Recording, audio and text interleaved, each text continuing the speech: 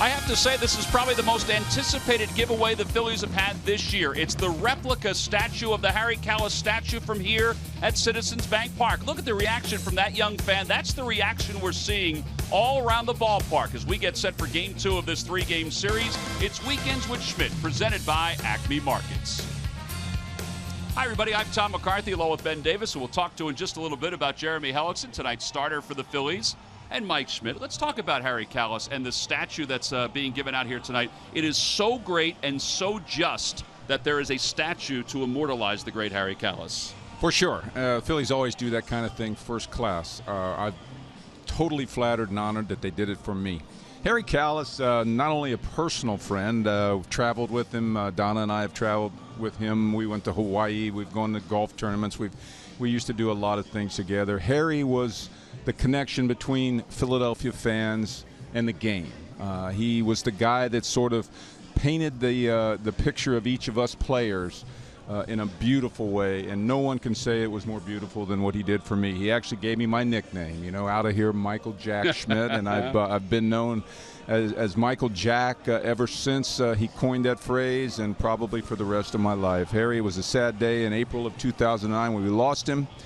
So let's all remember Harry tonight when we look at these bobbleheads, these little statues, and hopefully we'll see Harry sing High Hopes at the end of the night. Let's hope that we do get a chance to see that. There's Mike's statue, which is outside Citizens Bank Park, along with all the others of the greats that played for the Philadelphia Phillies. All right, so tonight the Phillies do look for a victory and maybe get high hopes at the end of the ball game, and they're really going to lean on their starting pitcher, Jeremy Hellickson. And why wouldn't they? He has been spectacular. Minor setback in his last outing against the Dodgers, but he had it all going on until this little bit of a back issue, which he had to come out of the ball game. But this changeup was spectacular, dipping and diving. He could have told the Dodgers, I'm throwing a changeup and you're not going to touch it, and that still would have been the result. He was better than we've seen him all year, and hopefully that does continue this evening. All right, we talk about better than we've seen all season long. Look at what that capped. It capped a 5-start run where he was 3-0 with an ERA of 2.30, and the Phillies as a whole 5-0. Now remember that series against the Dodgers. They were getting battered around the first 2 games with all the fastballs that they threw.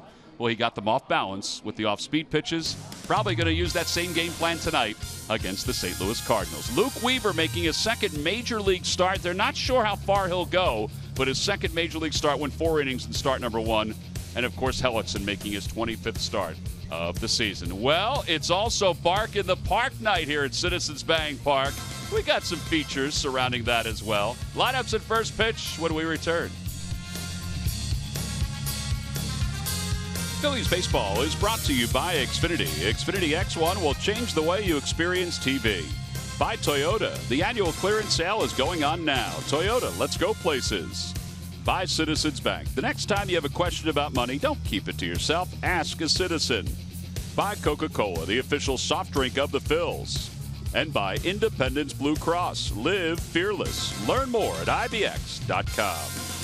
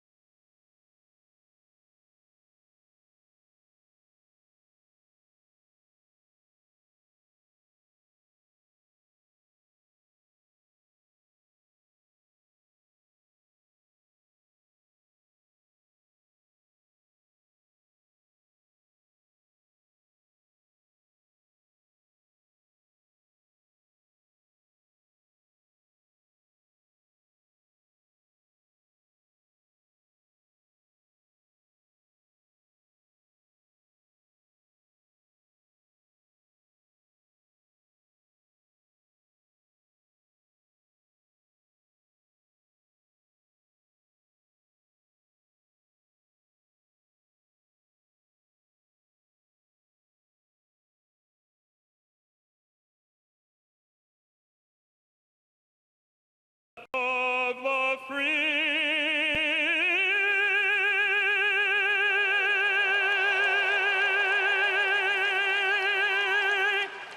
and the home of the brave.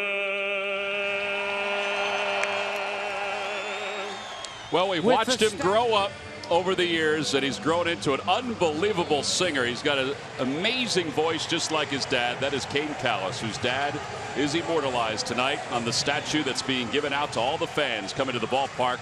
Compliments of Toyota. It is a tremendous giveaway.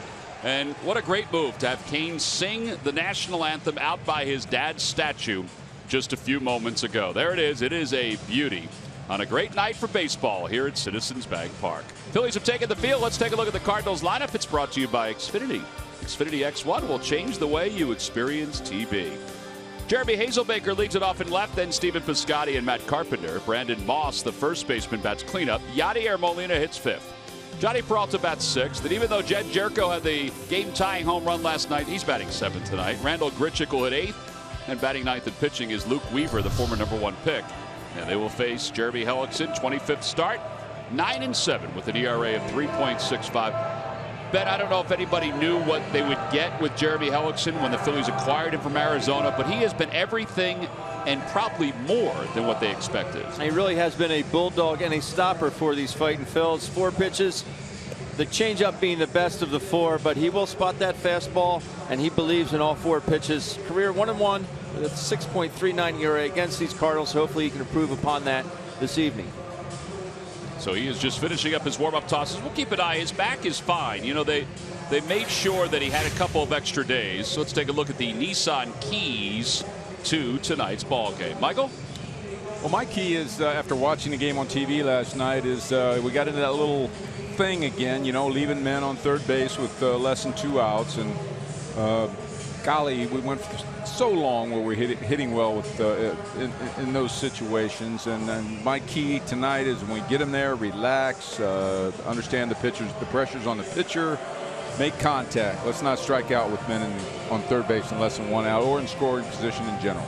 And my key, Jeremy Hellickson, if you're going to get beat with the changeup and the curve before you stop throwing it. It's been so good for him, that changeup and even the curveball, which I absolutely love, and so does Bob McClure. He'd like to see him throw it a bit more, so get beat with those before you get beat with anything else. All right, well, he's ready to go. Jeremy Hazelbaker is ready to go as well.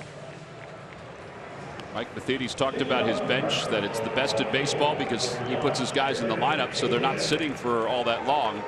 Well, isn't that true? Jeremy Hazelbaker, who is one of the better pinch hitters in baseball, starting tonight, hitting .248 with 9 home runs and 22 runs batted in. He pinch hit in last night's ball game, was 0 for 1 as a pinch hitter.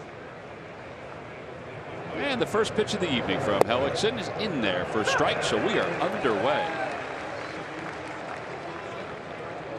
Hazelbaker, 4 of his last 6 base hits are extra base hits, and he's done a nice job in a limited role as a leadoff hitter for the Cardinals.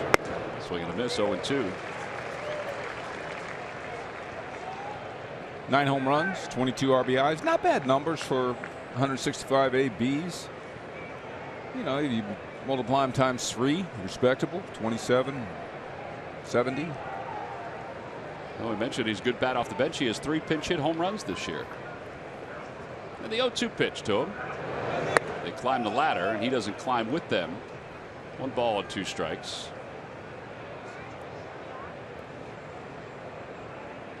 Hellickson started earlier this year against the Cardinals. He allowed 3 home runs in 5 1/3 innings of work. Changeup waved at, 1 away. He must have a wicked changeup. He shows him that fastball, the 0-2 fastball high, and then golly, even if you think, well, now I'm getting a changeup, it's still tough to hit. It's kind of the way it was in Los Angeles, his last start. Yeah, that one looked like a split finger fastball. I mean, it's just the way the bottom just dropped out of it. Now he'll throw that one that goes straight down. He also has one that will tail a bit to a lefty. Here's Stephen Piscotty. Piscotty was 0 for 3, hit by a pitch in last night's ball game. That was also a play that was reviewed. And he rips that one down the left field line. That'll be in for an extra base hit. So his 29th double of the year. He'll cruise to second base. Wow, ripped that. 29 doubles. Looking at 35 to 40 doubles. Pretty good year right there. It's the old Cardinal philosophy. I've seen a lot of it over the years. Hit that first ball fastball. Love to swing early in the count. That ball's in off the plate.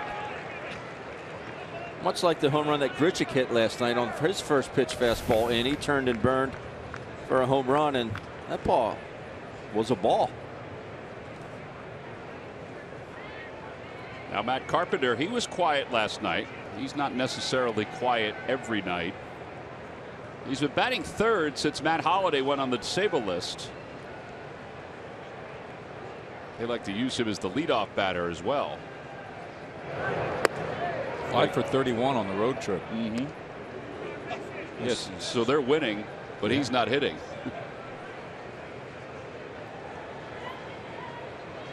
In fact, 316 with runners in scoring position this year.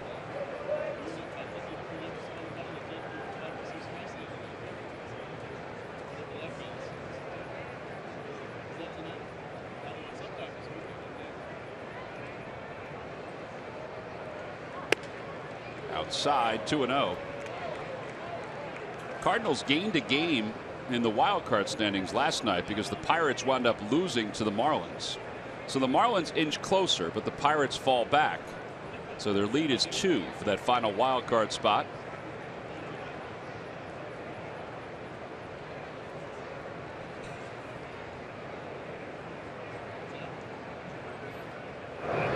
Fastball on the outside corner.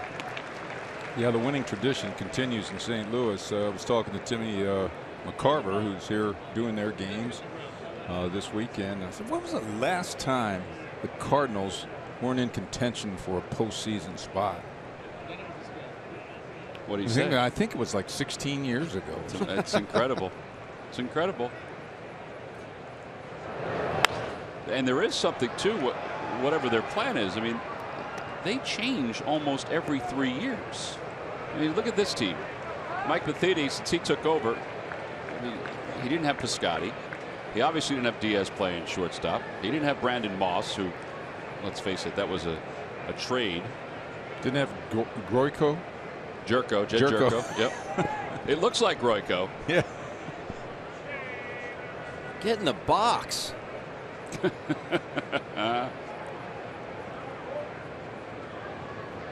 know what I think it is? Tradition and coaching.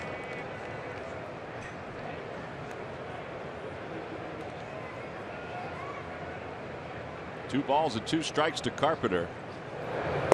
Out in front, and he's down on strikes. So Benny did all that just to strike out on a changeup. Apparently.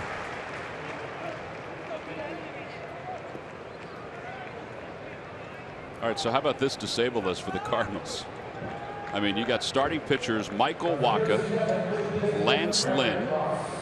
You've got your starting first baseman, your starting shortstop, your starting left fielder, your backup catcher. I know that everybody goes through injuries, but that's a lot of key components that are on the disabled list. Yeah, I was complaining to a few people today in my travels about the problems we've had with injuries, but that's a pretty good list right there. Here's Brandon Moss. He was ill, so he didn't start last night's game, but he did come on as a pinch hitter. It was 0 for 1. And a change up, and it's 0-1. So about tradition and coaching with the Cardinals, it just seemed to make guys better. You know, when players come to the Cardinals, they seem to get better as hitters. They get better as pitchers. Sure, they've had their injury problems, but I don't know. It's just something about their coaching over the years that I've always been impressed with. They just know what's expected of them. And even the guys from the minor leagues, when they come, they don't skip a beat. It's just the same things that they were stressed in the minor leagues. They come up and they play the same fundamental baseball. That guy in the on-deck circle right now has something to do with it too. That's a pretty serious leader right there, Yadier Molina. It's like having your manager behind home plate. Watching the game last night, I saw several times. In fact, one time the ball was hit there. Do you watch him on the prompter last night when he's calling a changeup or a ball inside? How he sticks his glove hand behind the hitter and to try to tell points the to the third baseman.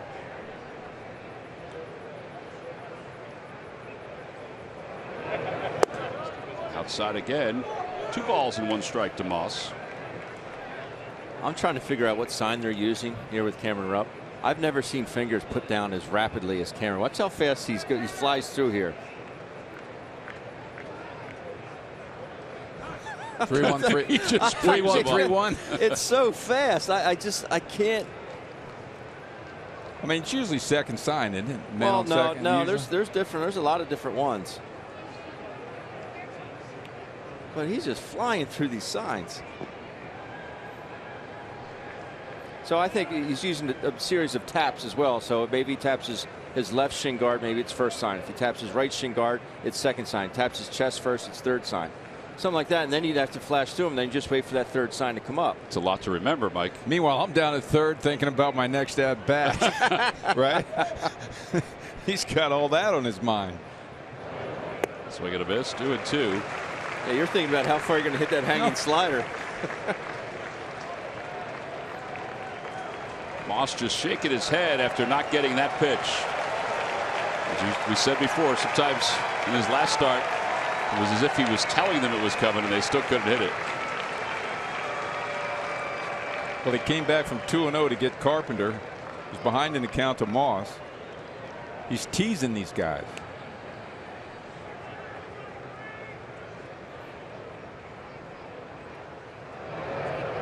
On the outside corner, backdoor breaking ball. And Moss is down looking. Hellickson strikes out the side here in the first. No runs, 1 hit, 1 man left in scoring position. We'll move to the bottom of the first. It's the Cardinals 0 and the Phillies coming up for the first time.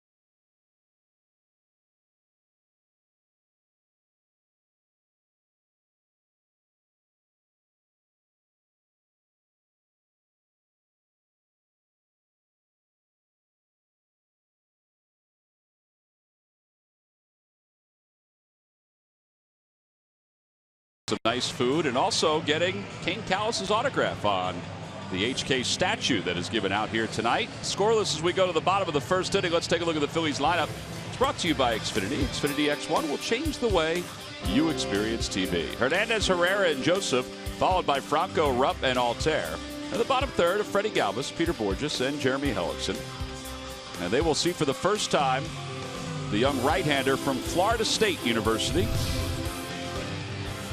His name is Luke Weaver, second major league start. An ERA of 4.50 in the big leagues. In the minor leagues at AA, he was 6-3 with a 1.40 earned run average. Ben, he is not a big guy. He's listed at 6'2", but he's also listed at 170 pounds. Soaking wet. He'll sit at about 93 miles an hour. Change curve cutter. He was the first round pick, like you said, back in 2014. So he's a young kid just making a second start. Hopefully the Phillies can get to him early in this ball game. Well, Cesar Hernandez getting a chance to start here tonight. The foot's feeling better. He was moving around nicely. Little bark in the park action tonight as well. Dogs try to get away. Cesar takes the first pitch on the outside corner, 0-1.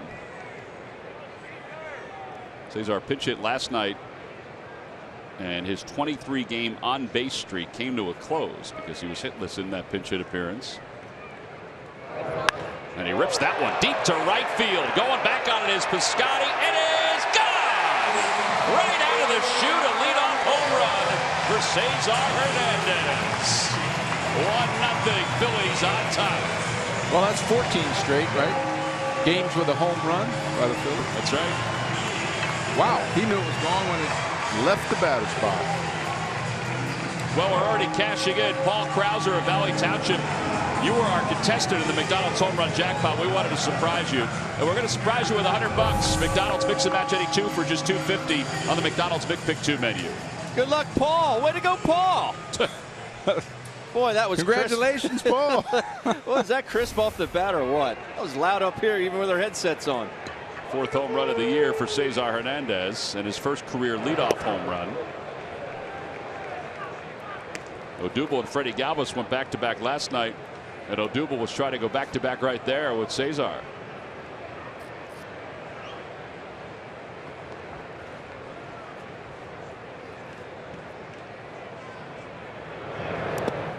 One ball, one strike.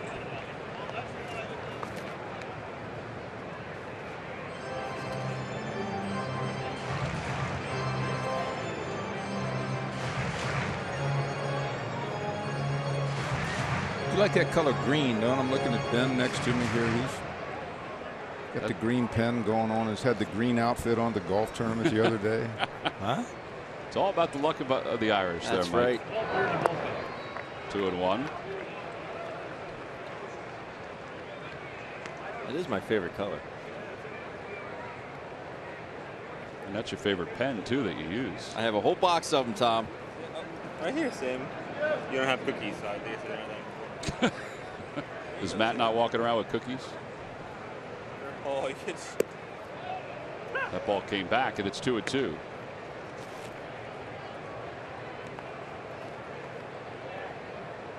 Odubel hitting .283.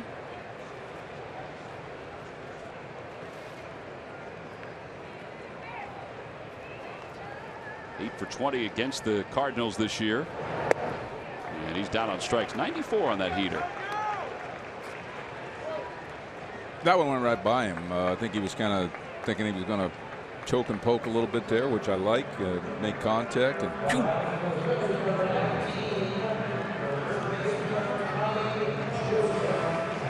well, Mike, you mentioned it is the continuation of this Phillies home run streak. 14 straight games where they've homered.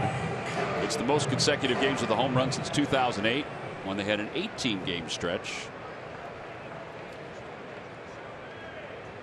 Tommy Joseph watches that one run outside. 1 ball, no strikes.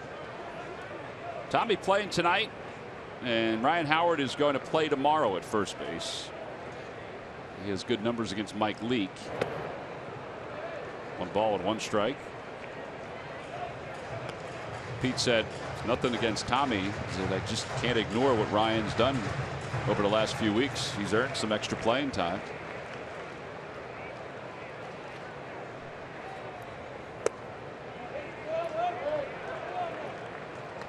Two and one.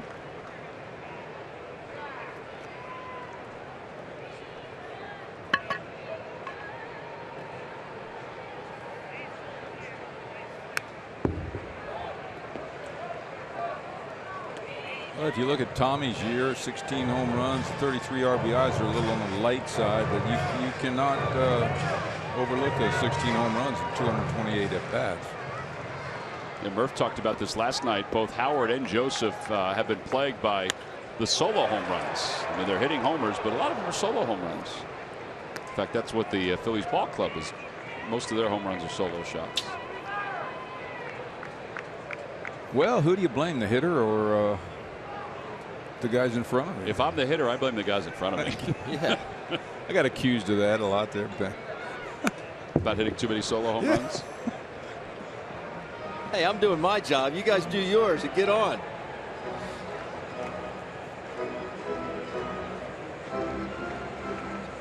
Unlike Joe Liss, the old player from back in the early 70s that was playing when I first came up in AAA, he used to shake everyone's hand before he went to the plate when he was going to hit a home run. So he knew he was going to do it. That's how good he was in AAA. And then when he rounded the bases and came in, we didn't have to worry about shaking his hand again. Another foul ball. The mayor of Eugene, Oregon. Is that what they called him? Joe Liss. That swing there was a bit defensive by Tommy, but the swings prior to that had been very good, very aggressive despite having 2 strikes on him. He's had some good rips. This will be the 9th pitch of the at bat. Another one fouled away. Those are good swings. I mean, you know, they're foul balls, but he's staying in good mechanical position through those balls. And those are good pitches too. Breaking ball fouled off his foot. He's seen them all. Another tough pitch. Seen the curveball and the slider. Obviously has seen the fastball. Okay, these are at bats you want to win if you're the hitter. It gets to a certain point where it's like mano a mano. All right, baby. It's you and me here now. This is going to be a while. Showdown.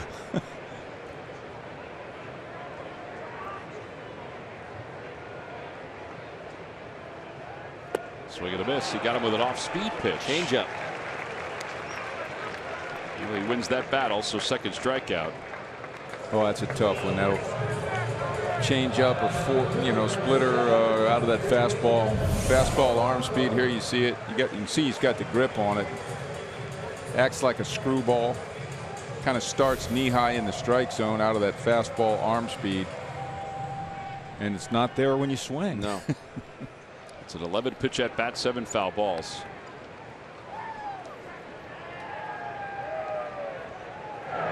Swing and a miss by Franco.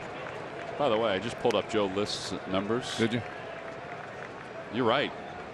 Man could hit some home runs in the minor leagues. 33, 32, 36, 26. Could see why he became the pride of Eugene, Oregon. Ooh, you got a call there. That ball was out. Like never facing a guy. Did you like to swing at the first pitch? Yes. Really? I'm fastball, first ball, fastball for sure. Even though you never saw him. I don't see any reason to want to go deep in the count to somebody I don't know. Wow, like the same one. Especially somebody with a, with a real, what I call a trick pitch. Really good splitter. That had that fastball arm speed that was just lethal with 2 strikes on you. Right. Not so much the guys who are 2-pitch pitchers, fastball curveball or fastball slider.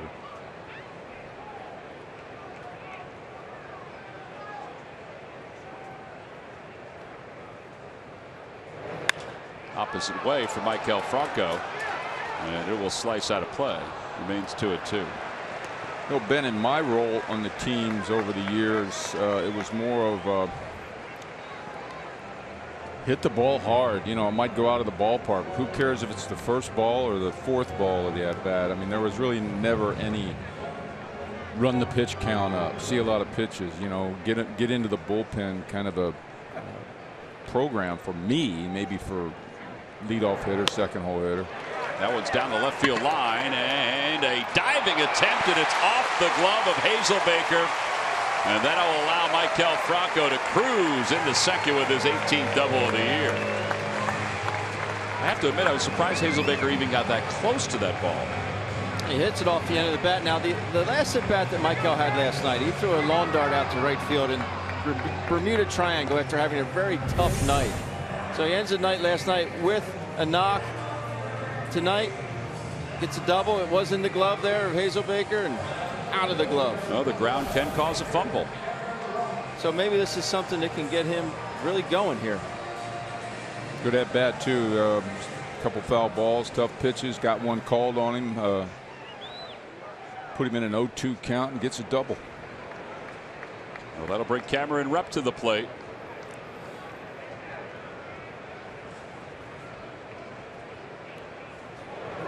Rupp hitting .277, 14 home runs, 42 runs batted in. But I just finished that thought. I think first ball, fastball, it doesn't have to be the perfect fastball to hit either. I mean, if you're looking first ball, fastball anywhere on the plate and you're thinking straight away, that's the best pitch in the world to hit. I'll tell you what, you can look up, and I know we should look up the average of hitters on first ball, fastball. Contact on first ball, fastball. The average is pretty high across the league.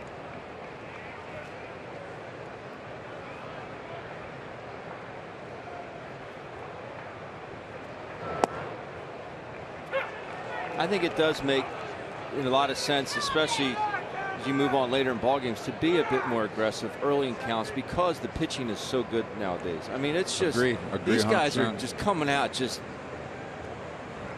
I mean, pitching is just really above average these days. Runs outside, 2-2. Try to go to that same spot. Now, aggressive on first ball, fastball. You might want to back off on that a little bit with men in scoring position, first, third base, second base, where the pitcher be thinking that you're thinking first ball, fastball, but nobody on base. Get on that first ball, fastball. First pitches in the National League, the opposition's hitting .344. Now that's just first pitches as a whole. Not, we'll break it down to find out what it is against fastballs, but that's just first pitches overall. Down and away, 3-2. Phils are 331. Have a .331 average against the first pitch. That's amazing. I think that's a telling statistic. Franco leads off second. Altair is in the on deck circle. Broken back looper out toward left, and it's over the glove of Jerko, and Franco is going to score. It's a broken bat single for Cameron Rupp. 2-0 Phillies on top. All with 2 outs. Cameron Rupp was listening to the keys to the game. Ruppy's puppies love it. That might have been that splitter. He sort of had the fastball reaction, but just kind of did, I want to make contact, and reached out and just got enough of it to get it over short. That will look like a scorched line drive to center in the box score tomorrow. Oh, to be that strong. Not a terribly efficient route by Jed Jerko, Nope. but Cameron will take it. So will the Phillies. I was just thinking that if, let's say, Johnny Peralta or Diaz were at shortstop, that may have been caught by one of those guys. May have been. I don't know if they. It depends on how they would have made that jump. But the Phillies will definitely take it. They're up 2-0 here in the first inning. And here is Aaron Altair batting 6th tonight. .241, 3 homers, 15 runs batted in. And he lines that one, caught by Jerko. So he hits it right on the nose. And Jerko is able to pull it out of the air. The Phillies, though, do score 2. It all begins with the leadoff batter, Cesar Hernandez, his first ever career leadoff home run. Not surprising, not a home run hitter. This is the first time he's really leading off in his career. Phillies lead at 2-0 as we go to the second.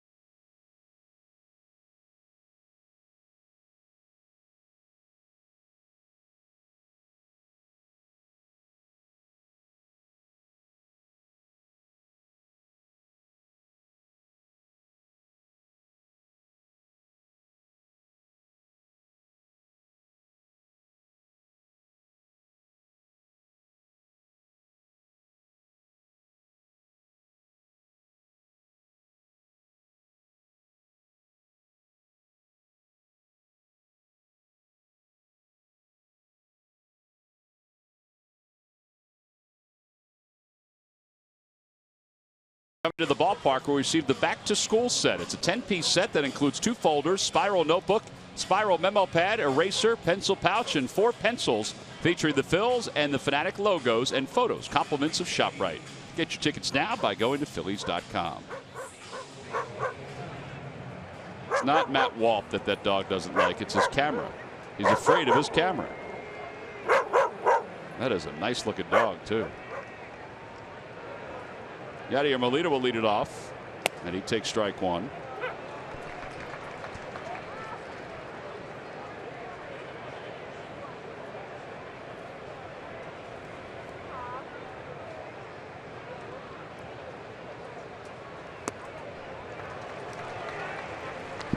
I don't know about you, Mike, but I thought he was right on that one. Was a really good pitch, though. But this is the tough part. Striking Yadi out is not an easy task. Liner to center field. Odubel Herrera makes the catch. He made a nice adjustment on that changeup. We showed a stat last night. Once out of every 10 and a half at bats does he strike out, which is tops in the league.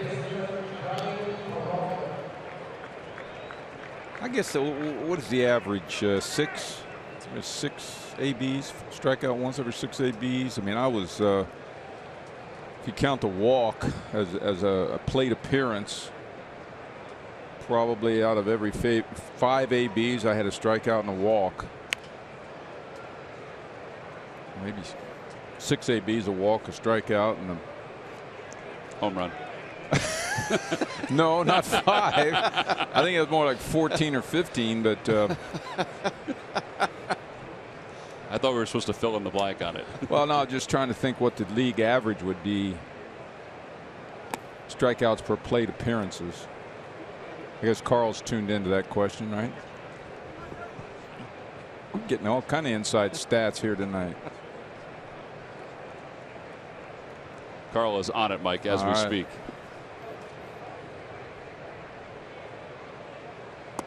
Down and away. 2 balls and 1 strike. Those are good stats, by the way, for people to know, for the fans out there to know. Hey, did you know that the average player in the major league strikes out once every? Hey, did you know that the batting average on first pitches is? We could come up with some more now. We're giving people enough to talk about. Well, I now know it's 331 for the Phillies.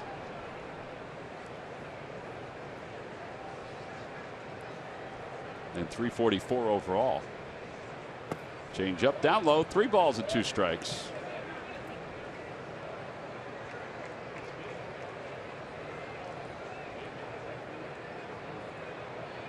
Unusually built shortstops here. Ooh. Line drive to right field. Take it on 1 hop. Nice piece of hitting there. Yeah, Peralta's a big dude. Jerko's Peralta. Yeah. Stockier guys, but Peralta really hasn't lost a ton of range. I just need to keep Jerko's bat in the lineup because of this.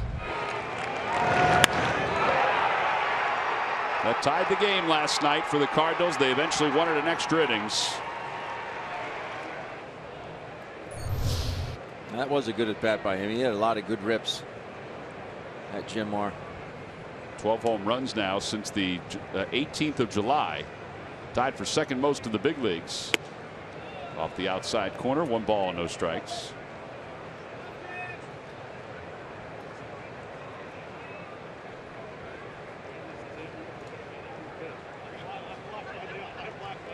All right, Mike, I've got an unofficial number about the strikeouts. Unofficial. Well, it's close enough, whatever it is. Down the right field line, slicing toward the stands and out of play. It's either going to be 1 every 5, 1 every 6, or 1 every 7.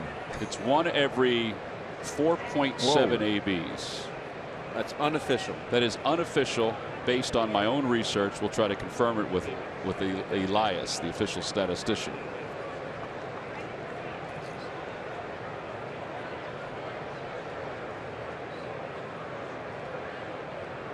I bet you that's up from previous years. Could be. Say 20 years ago.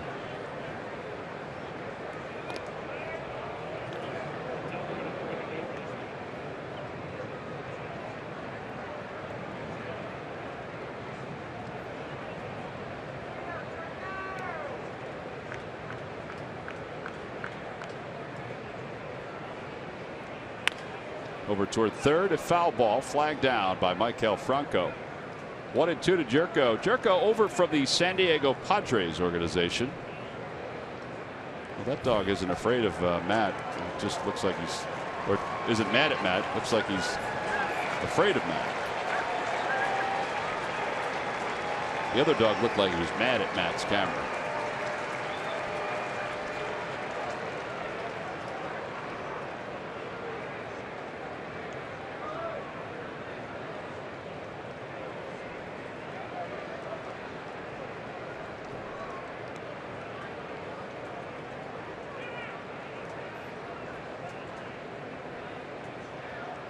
Over to shortstop. That could be two. Galvis to second for one. Hernandez to first. 6-4-3. Jeremy Hellickson will take that and embrace it.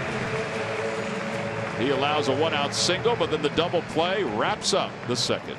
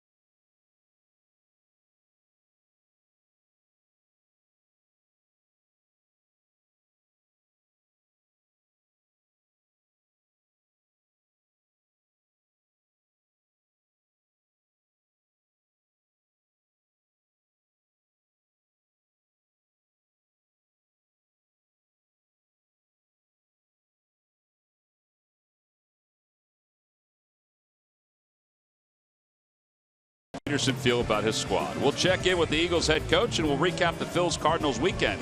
Breakfast on Broad Monday morning starting at 6 over on TCN and streaming live on breakfastonbroad.com.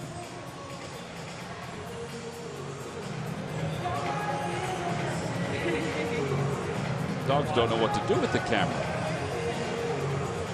Boy, they are good looking pups out there. Here's Freddie Galvis to lead it off.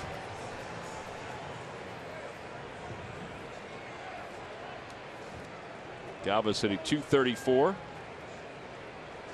with 12 homers and 50 runs batted in. Fastball, and it's 0-1.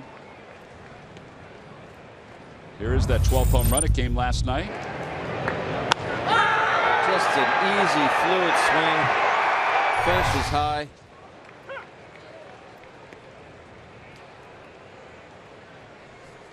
I'd just go in and watch that swing over and over and over if I were Freddie.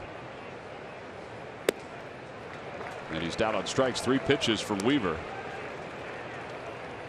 1 away. Peter Borges is coming up. Well, Murph, we've noticed that he has an excellent fastball in the first time we've got a chance to see him. Yeah, you know, listening to your conversation, guys, in the first inning about what you would do against a guy if you've never seen him before, swinging at that first pitch fastball. Interesting conversation. I'm going to add something to the mix and see if it changes your opinion.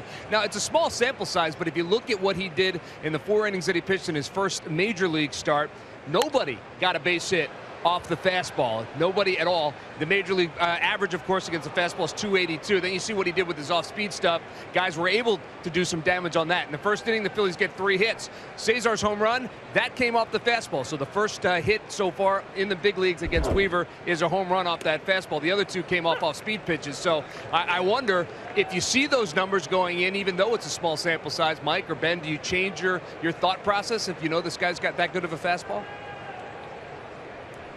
Ben? No, I go first ball fastball all the way on him. If I like it, I'm hacking. Yeah, it's surprising to see that, that Cubs team that he faced, he struck out the first 2, Fowler and Bryant, that they didn't get anything against his fastball. As Murph said, it's a small sample size, but it's surprising that they didn't get anything against his fastball. There's an art to hitting a first ball fastball too. I mean, they're not telling you a fastball is coming. It's just not, all right, here comes a fastball every time. I mean, there's an art to actually waiting on the fastball as well. I mean, you do have to wait on the fastball. You just can't start swinging when the guy starts winding up. Right. I was fairly certain you weren't going to change your opinion. I was just asking. Murphy, got to throw it out there and see if it sticks. That's right. Yeah, the at-bats that kill you are where a guy can disguise his off-speed pitch enough to looks like fastball out of his hand, and first pitch you roll over to third base on a change-up or a slider. Well, he delivers the fastball there at 92. It's the 4th strikeout. First one on the looking variety. I think Peter thought that ball was down. And I think he thought that, Ben, because earlier in this at-bat, that pitch was called a ball that was down. Right. At least close to that area. I will say he has a good plane on his fastball. Now, there's nothing sneaky about 94. There's nothing sneaky about that. 94 is fast. But he threw it by Odubel and Freddie like it was throwing 104 as opposed to 94. Where was that one? High?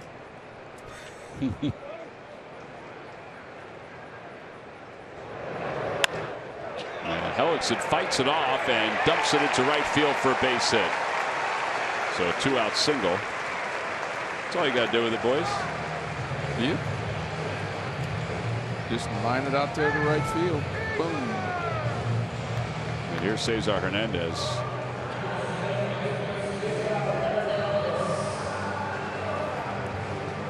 Weaver will be 23 years old tomorrow.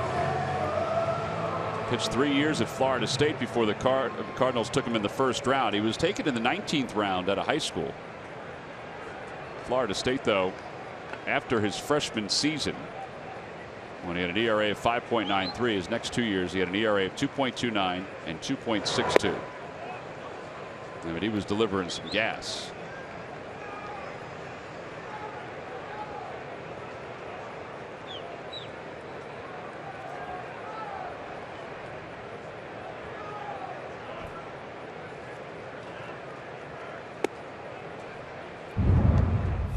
Well, here's the first inning home run. Tries to get a fastball inside, and it never got inside, and Cesar wasn't having any of it. 0-1 pitch. Phillies up with a 1-0 lead at the time.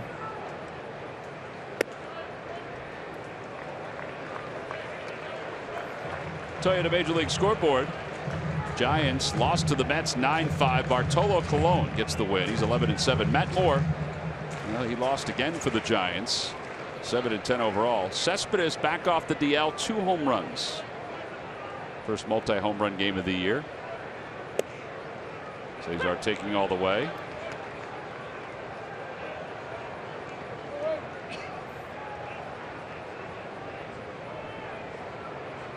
Better watch this fastball, right?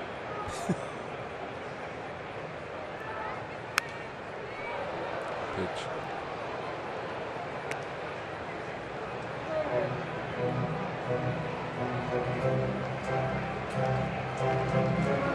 Odubel Herrera waits on deck.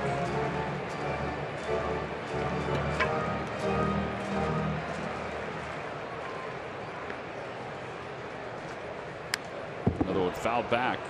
He's trying to go up a little bit on that pitch.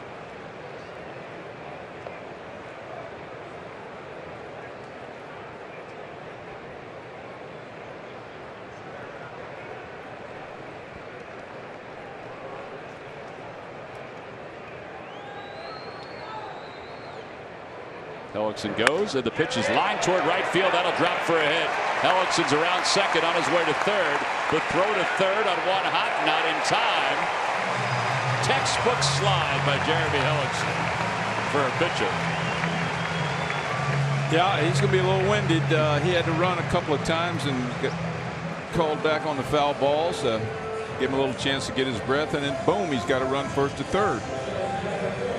Chance for a nice 2-out rally here. Well, Cesar's night's off to a great start. Now 2 for 2 after this single, but you're right, Tom. That's a good slide by Hellickson. Yep, that's a pop-up that didn't pop up. Surprised that Piscotty even threw the ball, but you know, with the pitcher running, why not? As long as you keep it low enough where you make sure it's low enough where Cesar can't advance to second base. Little equipment failure for Weaver. Needs a new lace. Well, hopefully the Phillies can get to Weaver again this inning with 2 outs, but what's great is the fact that this will be his 50th pitch. Yeah, the thought was, from a Cardinal standpoint, that Reyes would back him up out of the bullpen. Now, Reyes pitched last night, right, so we don't know if he'll back him up out of the bullpen tonight. Might be Jerome Williams.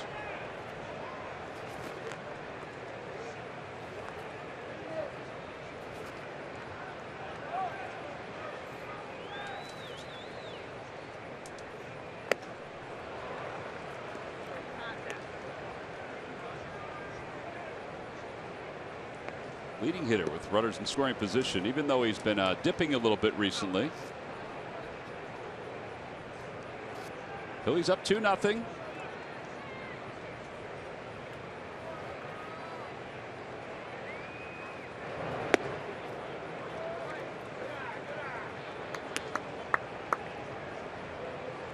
No, it's not just against lefties, Tom. I guess not. Pulling that right sleeve up.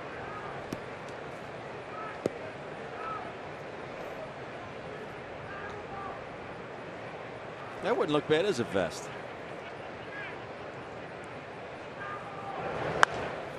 I think the Reds already did that, though.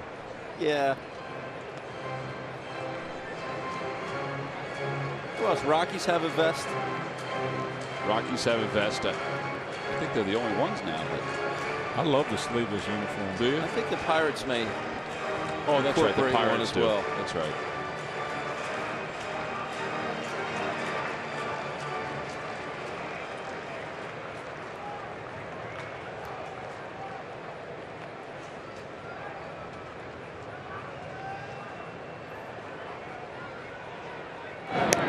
Odubel in a little bind here. He got that fastball thrown by him at 94 the first time up with 2 strikes. He has to have that in the back of his mind.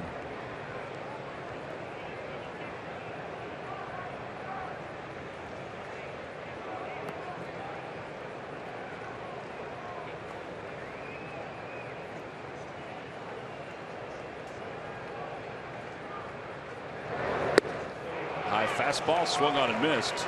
So he strikes out 3 in the inning. He has 5 strikeouts overall. His pitch count is pretty hefty right now. Phillies lead 2. They've got a 2-0 lead as we move to the 3rd.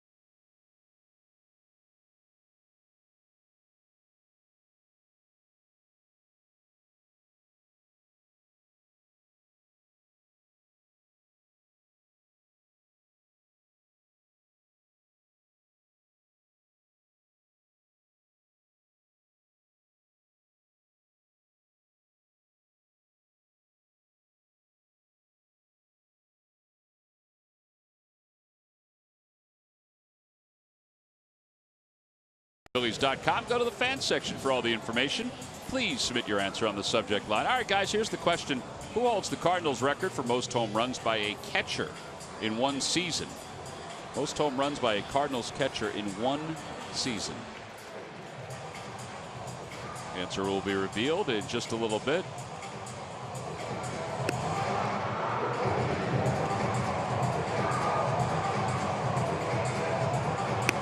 And Mike, although he is here tonight, it's not Tim McCarver.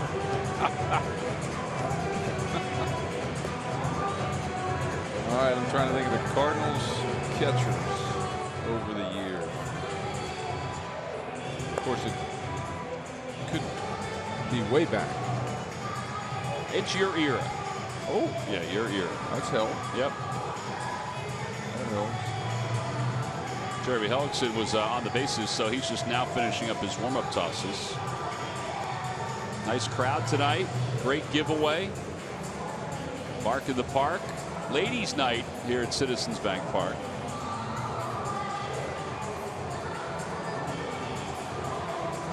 And the Phils scored the 2 runs in the first inning, a home run, and an RBI single by Cameron Rupp, and that's why they have this lead as we go to the third.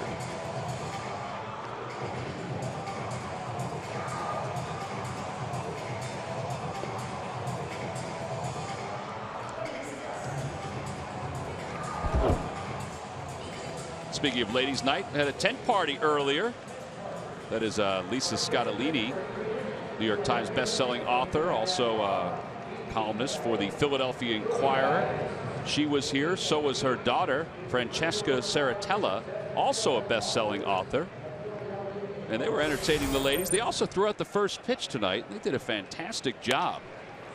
Fly ball to right field. Peter Borges is under it. And he makes the one-handed grab. Here's that first pitch we were just talking about. She is a Philadelphia native. She had the Fanatic ready to go. You can check out Lisa's all the books that Lisa has written during her career, and the contributions from Francesca as well. By going online, Lisa has her own website. She has written a lot of books, some mysteries, some thrillers. In fact, her next book is going to incorporate a Philly baseball player. That's all I know.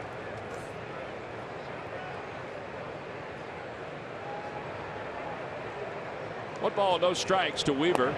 And he takes on the outside corner, 1-1. One at bat for Weaver. Would that baseball player already know that? I think it's I think it's fictional. Oh, yep. So maybe it's no. Maybe it's based on you. Could be based on Ben. Huh. Yeah. Philadelphia native. I'm going to go out on a limb and say probably not.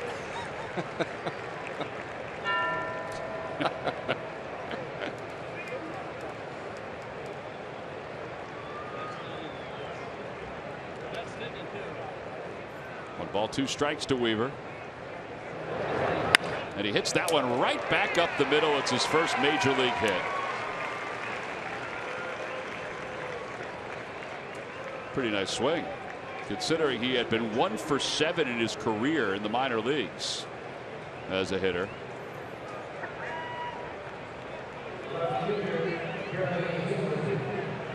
A lot of times I go back and look at some of the minor league or some of the college numbers for some of these high-round college pitchers. He never batted at Florida State. Yeah, but he was cleanup hitter on his high school team. And that's a nice stroke line drive up the middle. And just when I thought that the 8th-hole hitter flies out on the first pitch and the pitcher's coming up, we might have a shot at a quick inning. Hazelbaker bunts foul, and it's 0-1. Well, maybe they'll get Hazelbaker to roll into a double play. It's such a good point, though, Mike. He was, the 3-4 hitter on his high school team, pitcher, shortstop. It's the way it goes. There probably isn't a pitcher in the major leagues that wasn't a 3 or 4 hole hitter on his high school team.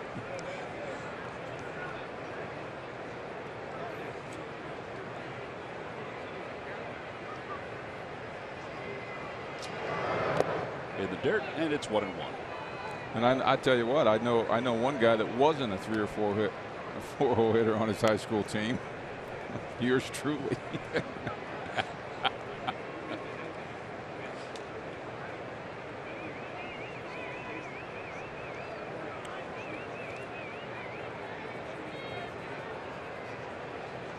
I know Ben was. Small school. Out to left field. Going back on it is Altair. It's carrying out of the ballpark. An opposite field 2-run home run. Boy, that looked like a routine fly ball to left field. It just kept on going. 10th home run of the year for Hazelbaker, and we are tied up at 2. Well, that's amazing. Balls like that, to me, are the ones that show the ballpark, the smallness, if you will, of the ballpark. The fly ball to the opposite field. Don't get me wrong, he hit it on the meat of the bat, but the fly ball to the opposite field looks like a warning track fly ball, and just we got a little breeze blowing out to left field tonight, so it's the summertime carry on the ball. So much for that quick inning, Ben. I was just waiting for Tom to say, and Altair drifts back and makes the catch, but it just kept going. I think Mike's right, though. He did get it right on the barrel. I guess, but I think you're right, though, Mike. It does show off the dimensions, and when it gets hot, the ball will travel here. We've seen it here with the Dodgers just in town. I know they're hot as could be. They got a lot of lefties that can do some damage, but I mean, they're driving balls everywhere.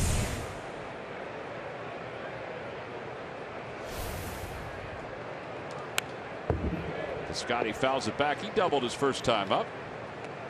1 ball, 2 strikes to Piscotty, hitting 276. You know, they always ask me, you know, what would you, how many home runs would you hit if you played in this ballpark? And that particular ball right there is the difference in the ballparks at Vet Stadium. And Vet Stadium's a great hitting ballpark, don't get me wrong, but you just couldn't hit a fly ball the opposite field, you know, and have it go out. You know, I mean, you had to drive it to the opposite field. And yeah, I mean, I had a lot of home runs to right field, but I mean, the trajectory of the ball wasn't up. It was, you know, had a little bit of a line drive trajectory, unlike the ball that he hit right there. It was a long, you know, fly ball. I guess they're not used to seeing those go out at home, right? No. Cardinals. Although the ball does fly out of their park, too. Matt Carpenter, the hitter. Carpenter takes a strike.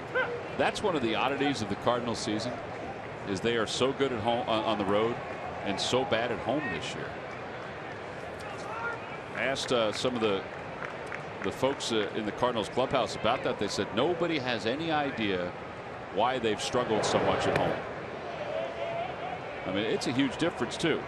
Their home record 28-33, their road record 37-23.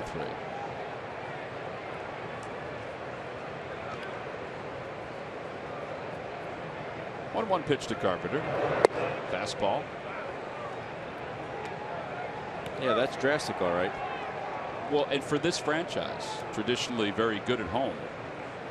See, the offensive numbers, batting average wise, is similar, but 1 more run on average per game, and that's drastic on the road. That ball's hit well out to right field. Borges on the run. Reaches up off the base of the scoreboard. Odubel backs it up, and Carpenter will get to second base.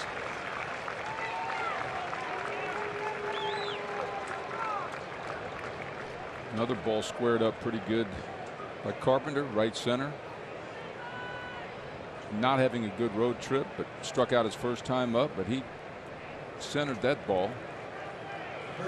3rd extra base hit for the Cardinals. 3 of the 5 hits are extra base hits. Where you see it, yeah, look like a high changeup. The ball was kind of running away from him. It definitely was up, though. You're right.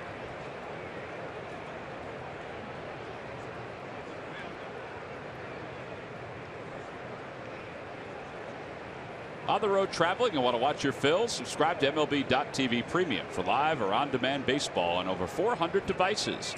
Real-time highlights, live look-ins, pitch tracking, and more. Blackout and other restrictions apply. Visit MLB.TV for details. Last thing I want to do is make excuses for anyone, but I wonder if that base running winded Jeremy coming out for this inning. And I know these guys condition a lot, but still going first and third, it's tiring for a position player. DH in the National League. We'll cure that. You got to get to Rob Manfred's ear because he's got some changes in mind for baseball. So maybe that's slew one of of them. He's got a lot of them.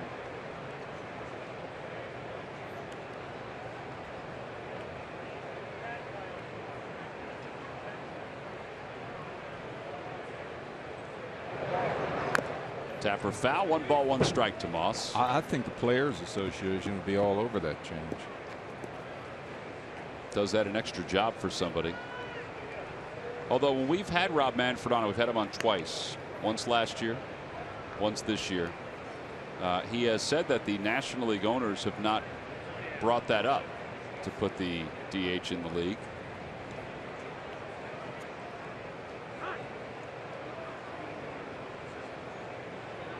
What do you do when your elbow pad falls off?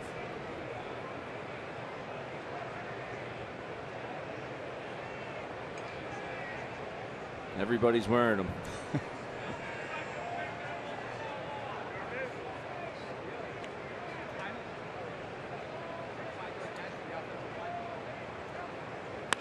Off the end of the bat, flared out to right center field. Herrera comes in.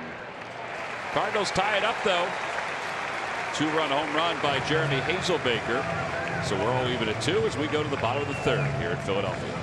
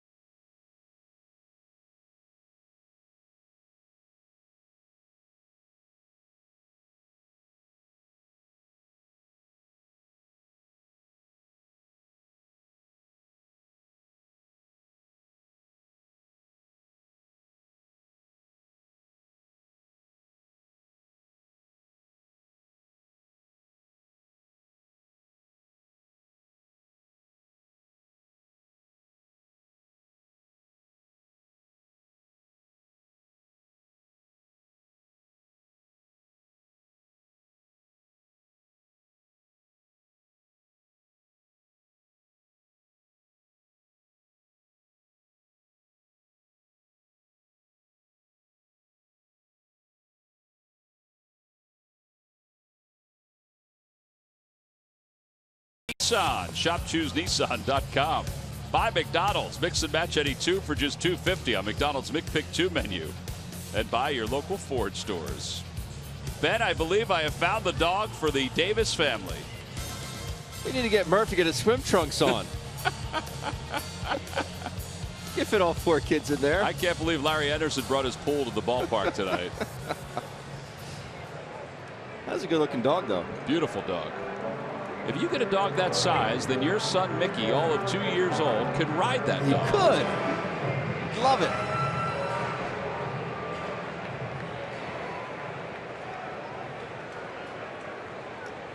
Here's Tommy Joseph to lead it off. He struck out his first time up.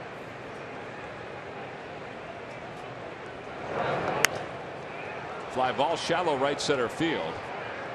And Grichuk comes in. 1 pitch, 1 away. And Maikel Franco is coming up.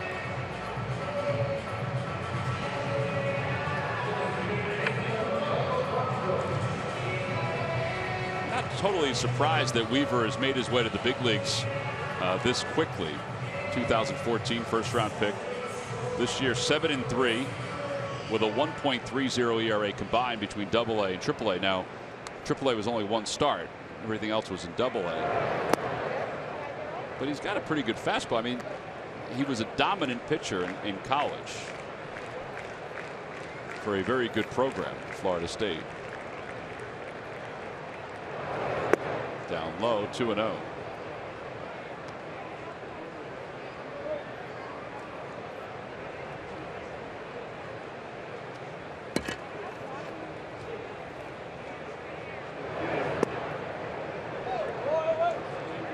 And I wouldn't be surprised if he adds a mile an hour or two after he fills out a bit more. Uh-huh.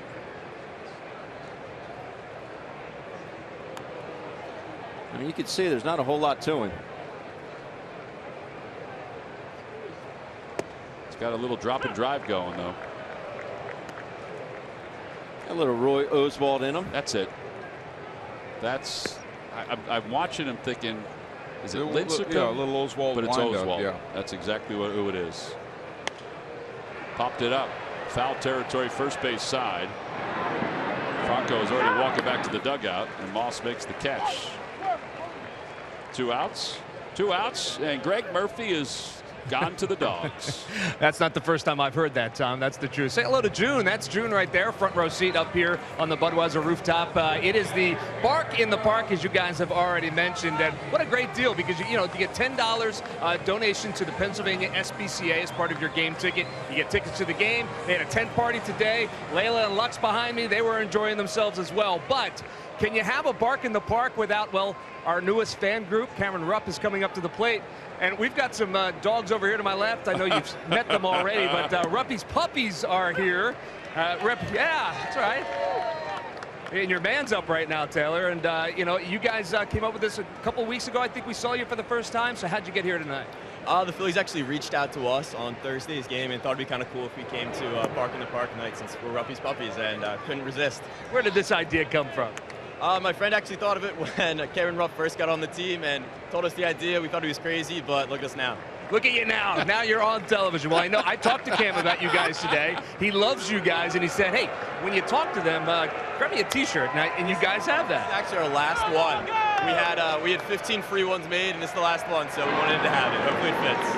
I am going to make sure that he gets that. He pops out on that play. But, guys, good to have you here at Bark in the Park. Keep up the noise. Tom, we'll send it back to you. That's awesome, Murph. Ruppy's puppies. He popped out, but they still love him. We'll go to the 4th. We're all tied up at 2.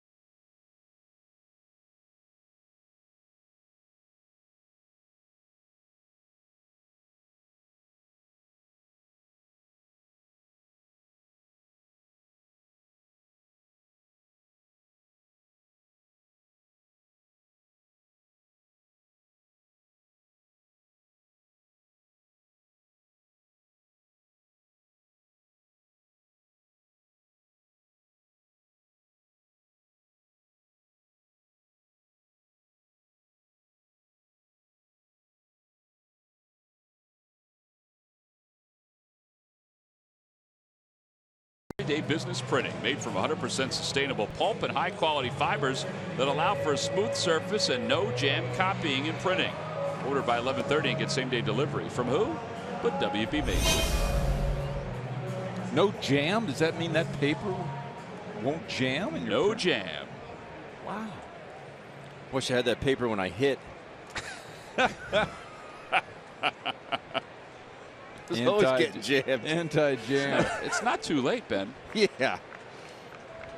There's Yadier Molina to lead it off as we go to the 4th. He lined out to center his first time up.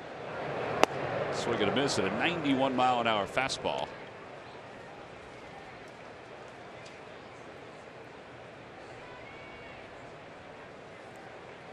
Molina with 112 hits this year.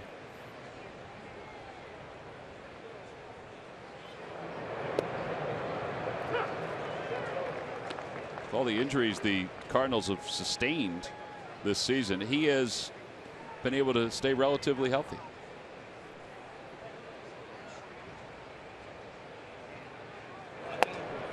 And he sees 3 pitches this time, and he is struck out. Well, that's unusual. Yeah. I was just about to ask Ben what he thought made him such a good 2-strike hitter. Well, he's very content with just spraying balls until he gets a pitch that he can do something with, and he's very content with taking a lousy signal to right field.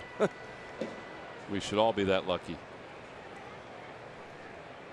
Johnny Peralta singled his first time up.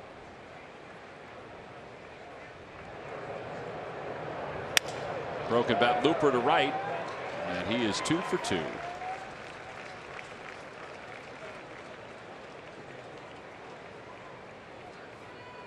Well, there's another guy, another Cardinal, willing to take that ball to right field early in the count. You'll see a lot of first ball hitting as the game goes on.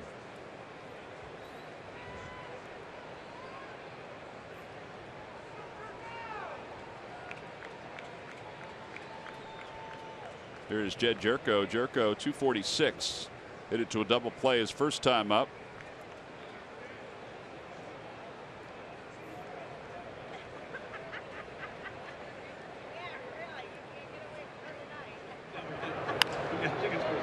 Ground ball foul, and it's 0-1. Wow, did you see the target there? Very unusual on an 0-0 pitch.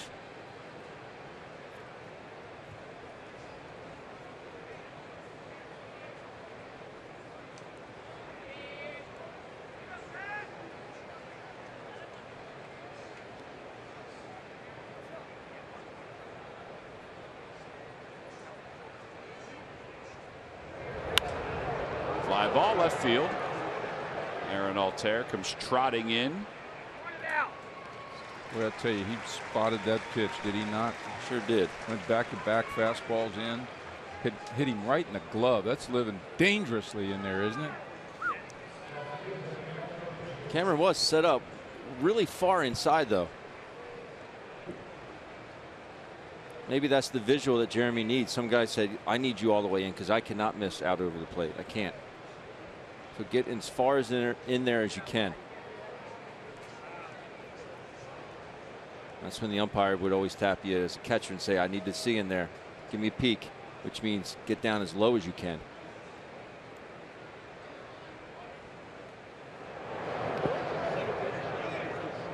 I can't remember which game it was the other day. I thought the umpire was excessively close to the catcher. Now, they got to be right on you. I know that. But when I say excessively, like leaning right on the catcher. I mean, is that often that they're like that? Yeah, I just had this conversation literally with Juan Samuel yesterday about a day game we had up in New York at Shea, and Eric Gregg was literally hanging on me for 9 innings. I think I remember you telling that story. I know there's an old umpire. I wasn't a catcher, but I used to watch him all the time. Remember Shag Crawford? Yeah. He used to he'd put his hand on the back of the catcher, and it looked like he was actually laying on the catcher. I mean, there's some space there. You know, he's looking for Rupp. That's some space.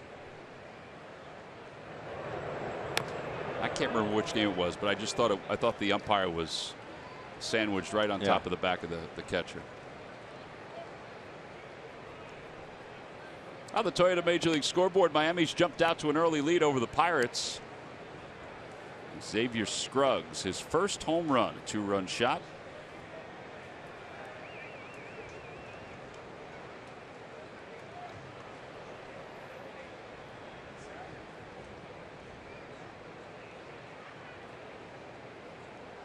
Clear path there to see. Swing and a miss. Bottom drops out. 5 strikeouts for Hellickson. 2 in this inning. No runs, 1 hit, and 1 man left. Middle of the 4th. Cardinals and the Phillies tied up at 2.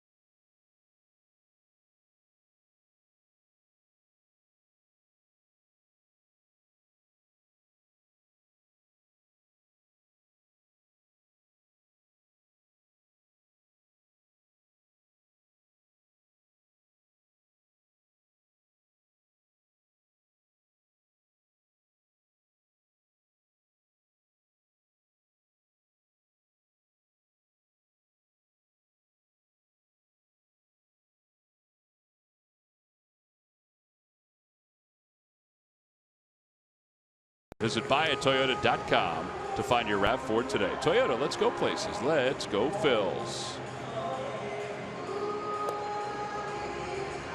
Phillies and the Cardinals tied up at 2.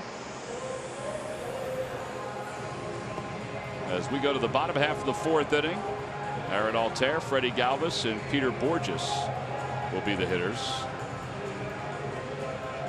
This is as far as Luke Weaver went last time against the Cubs.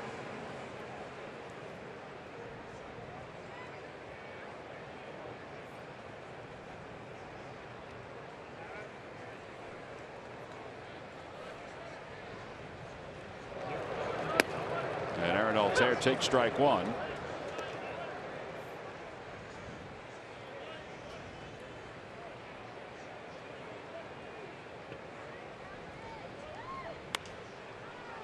Out of play, no balls and 2 strikes. Altair, his last time up, lined out sharply to shortstop. That's where it looked like Weaver was teetering a little bit in that first inning. He allowed 2 runs. Phillies had a base runner, but he has been able to figure some things out with his command. Even though he allowed 2 base runners in the second, he worked a 1-2-3 third. Oh, I love the way Altair just took that last pitch. I mean, standing tall in there, upright, turning away from the pitcher.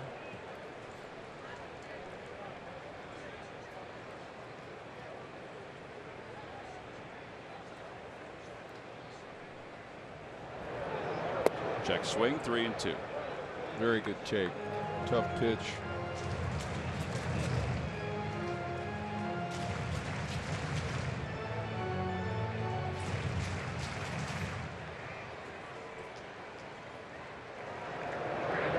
Broken bat looper out towards short, caught by Jerko. And 1 out. I was a little surprised that he didn't throw a fastball there. It really was. Yeah, whatever. That ran in on his hands. What is it, changeup? I thought changeup. Ben, what'd you think? I thought it was a changeup as well. 82 miles an hour. Definitely wasn't a fastball.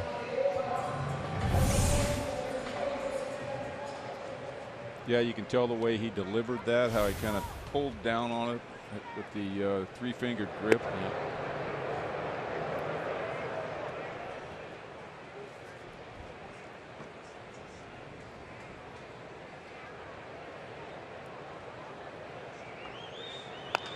Spinner out towards short, and Jerko has it, but he's not going to throw out Freddie Galvis. An infield hit. A 1-out base runner here in the 4th inning. Little cue shot. A little low left English. I know he didn't hit it really hard, but the way his bat stays in the zone, he gets here and then he goes this way. See how long the bat stays in that zone, and he finishes high. Yes, he didn't hit it hard, but he was able to hit that ball and squirt it out past Jerko because the bat stayed in the zone for so long. And that extends his hitting streak to 7 games. Peter Borges is coming up. Borges struck out looking his first time up.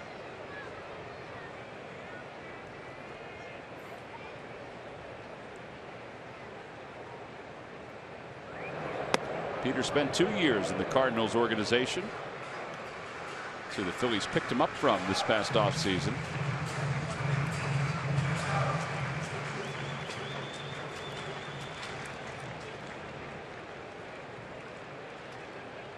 Like a little hit and run with your 8-hole hitter? I'm always up for moving him. The only problem is if you swing through it, that number 4 is behind the dish. But you can't play this game scared, so why not? I always believe a hit and run makes the hitter a better hitter because he knows he has to hit the ball down, keep it out of the air. It also takes choosing the pitch out of this, out of the equation. Sequence. Yeah. It's like I know I have to swing.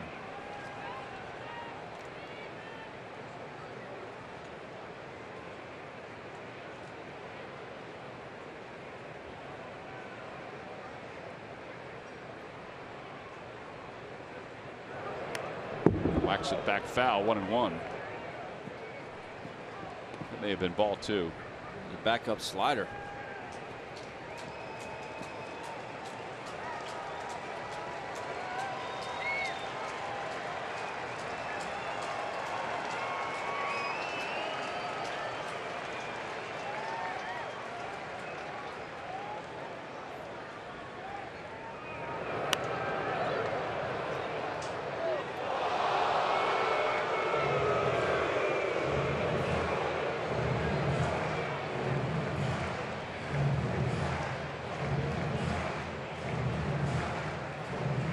Borges is behind 1 ball and 2 strikes. Galvis at first. Cardinals set up to try to turn 2. As the Phils, who took a 2-0 lead in the first inning, trying to break this 2-all tie.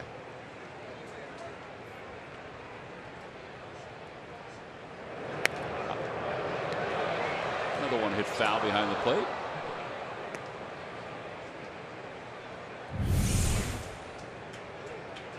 We had a reaction on this one. You got to be ready at all times. Oh, breaks your heart.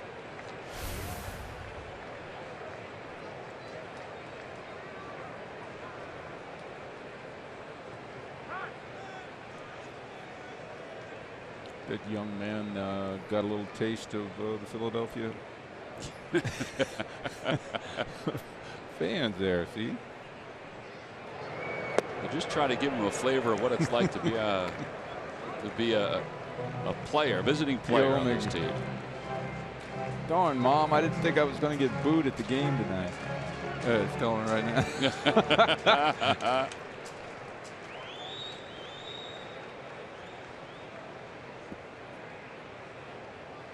2 balls, 2 strikes, and a line drive, base hit it to left field. Galvis around second. He'll hold up there. Hazelbaker did a nice job getting to that one, but the Phils now back-to-back base hits. Nice at bat, Peter Borges.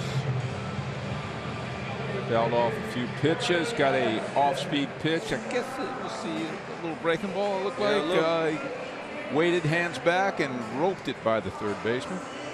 Thought he was in a good position. The pitch before, a little curveball there, but the pitch before was a changeup down. Watch the plane of that bat. See, that's what I like. The plane of that bat is going downward through the ball. Makes you level through the ball, like you said on that last Freddie Galvis ball.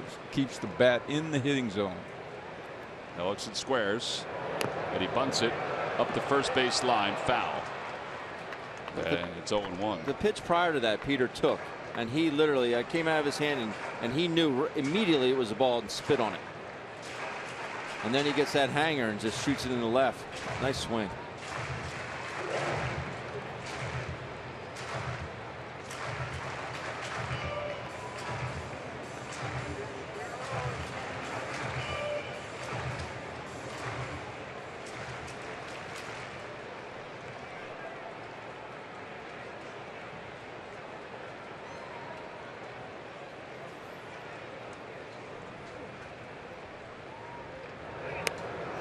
Swings away this time, fouls it back. 0-2.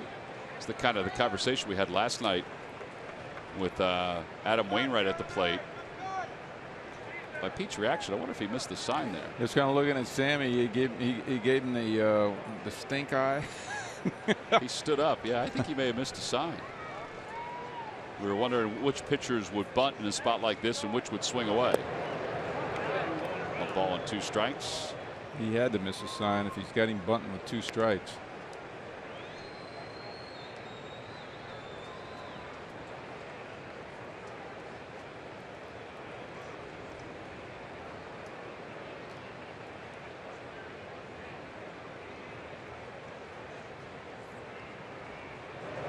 And he bunts back toward the mound. They got to play at third. They may get a double play out of this one. There you go. 1-5-3 on the double play. And the Phils leave a base runner here in the 4th. We've played 4. On to the 5th. We're tied up at 2, the Phils and the Cardinals.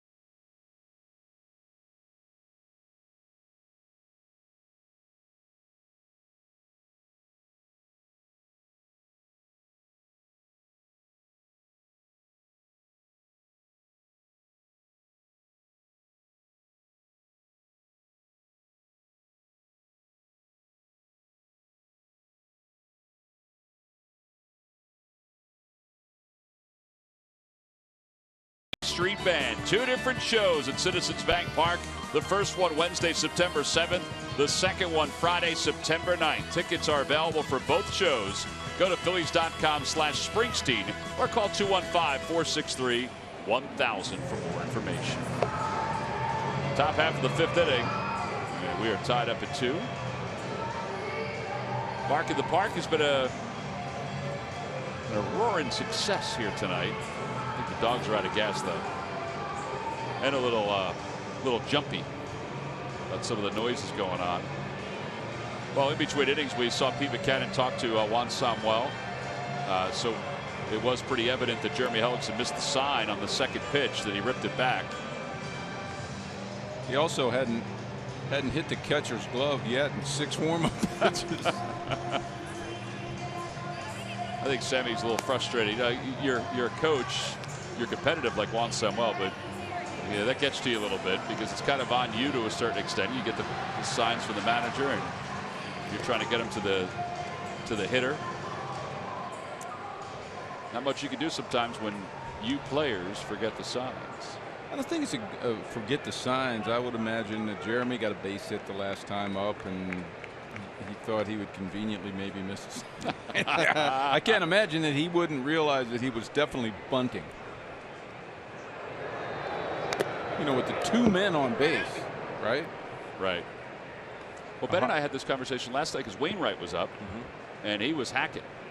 And we were talking that it probably depends on who's on base, who the pitcher is, whether he can hit it all, whether a manager would have them bunt. It was the out. same situation. Same First thing. and second, 1 out, and he ended up Wainwright popping out to third and to Michael in foul territory. Over toward the hole, and that's a base hit for Weaver, his second hit. So he's 2 for 2 tonight. He had 1 hit in his minor league career. It was only 7 at bats, but 1 hit. He's got 2 tonight. Well, he's on cloud 9 right now. Sure is. Pretty serious batting average too. I tell you, it probably jumped it pretty good, those 2 hits. Well, he certainly has a good swing.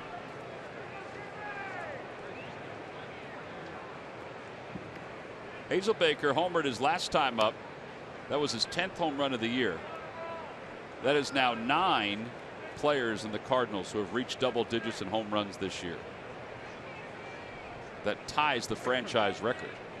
By the way, wasn't that after a attempted bunt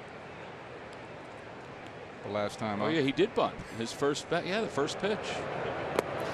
Good play by Rupp on that backhand.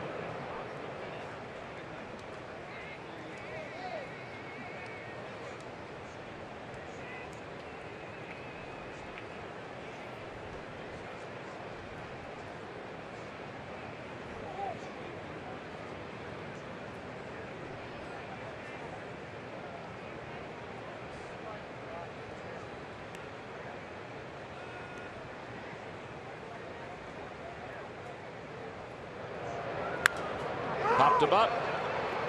Freddie Galvis out in shallow left field. So Weaver goes back to first.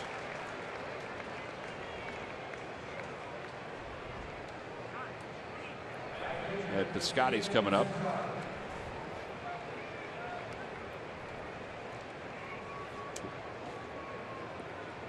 I'll tell you what, our left side of our infield definitely stylish on pop-ups, are they not? They are. The 2 of them were whacking the head of Hector Neris the other night after he finished up his inning. They do have themselves some fun.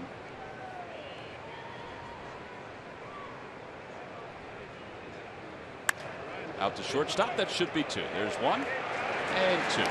Second 6-4-3 double play of the night for the Phils. And that comes at a perfect time to wrap up the 5th inning. No runs, 1 hit, and nobody left. Each team with 7 hits as the Phils are due to hit in the bottom of the 5th.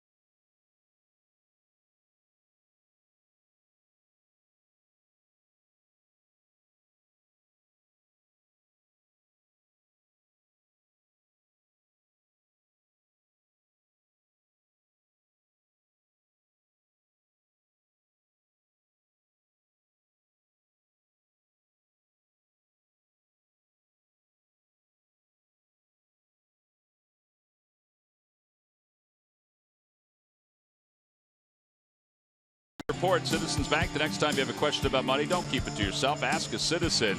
Lehigh Valley swept a doubleheader from Syracuse, 4-3 and 3-2. Cody Ashe in Game 2 doubled and walked. Reading swept a doubleheader from Erie. Dylan Cousins in Game 2. We told you what he did in Game 1. He had 2 home runs. Game 2, he had 3 RBIs. And Clearwater lost to Daytona 8-3. Carlos Tucci 2 for 5, a double and an RBI. Emmanuel Marrero, a home run and 2 ribbies for Lakewood as they defeated Delmarva. Tonight, Reading is on top of Erie 4-1. That game's in the 6th inning. I mean, Cousins hit 2 home runs last night, so that means that Hoskins has to hit 2 tonight, doesn't he? Wait a minute, the 37 was last night. Yep. Luke Weaver, who went 4 innings in his first major league outing, now pitching into the 5th inning here tonight. And he will face the top of the order, Cesar Hernandez, Odubel Herrera, and Tommy Joseph. All right, so 3rd time through, if you're Cesar, you got 2 hits. I mean, what approach are you taking? Same approach? Styling. And by that I mean I'm just going to stand here and watch him throw the first pitch. I have no fear of going to 2 strikes. I'm going to end up with a ball hit hard or a walk. That's a great objective. Everybody's a good hitter when they're 2 for 2, aren't they? Believe it. Said I'm going to get 4 tonight. Well, hits that one out toward left center field. Piscotty on the run. He's not going to get it. It's a 1-hop off the wall. Cesar is at second base in 3 at-bats. He's got a homer, a single, and now a double. A triple away from the cycle. And he leads the league in those, does he not? In triples, he does, with 9. What a beautiful stroke. Hey, he's creeping up on the old 300 mark, is he not? He is at 298. Look at that stroke. That hit. Now, is that an easy swing? Yes. That's an easy, confident swing. I swing easy. I hit it hard. He has 12 3-hit games this year. And just not trying to do too much. And now Odubel Herrera with nobody out here in the 5th inning. Shows bunt. Ben, yes. I want you to explain to our fans out there what you mean by that statement. Not trying to do too much. It's used all the time. I know what it means. I mean, I use it, but we use it a lot. What does that mean? Well, in that particular situation, you're already 2 for 2. You're feeling froggy. You see a pitch that's up. Just because it's up doesn't mean it's a good one to swing at. It was a good one to swing at, but it was on the outside corner. Now, if you try and get greedy, say, you know what, I'm going up top to right field again, because he knows that's his power side for extra base hits, you're going to pop up weakly to the right side or hit a lazy fly ball to the outfield. He did exactly. He let the velocity of the pitch and the location of the pitch dictate where he's going to hit the ball, and he hit it with authority. If you're saying, oh, I went up top once, I'm going to get mine again. Well, yeah, or another way might be able to say, take what the game gives you. Don't try to make more out of it than it is. We have a lot of those little sayings. Don't try to make what you've done already twice great in the game tonight. Don't even try and make that better, because you're not going to get any better. Exactly what he did.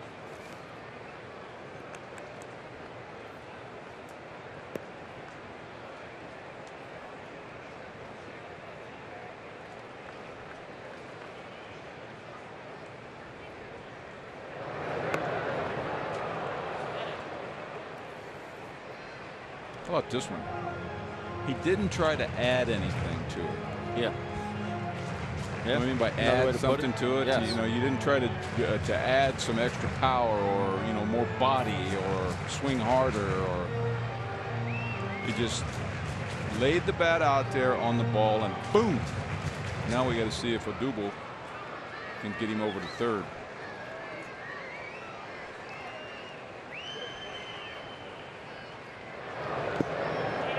Got himself in another tough situation after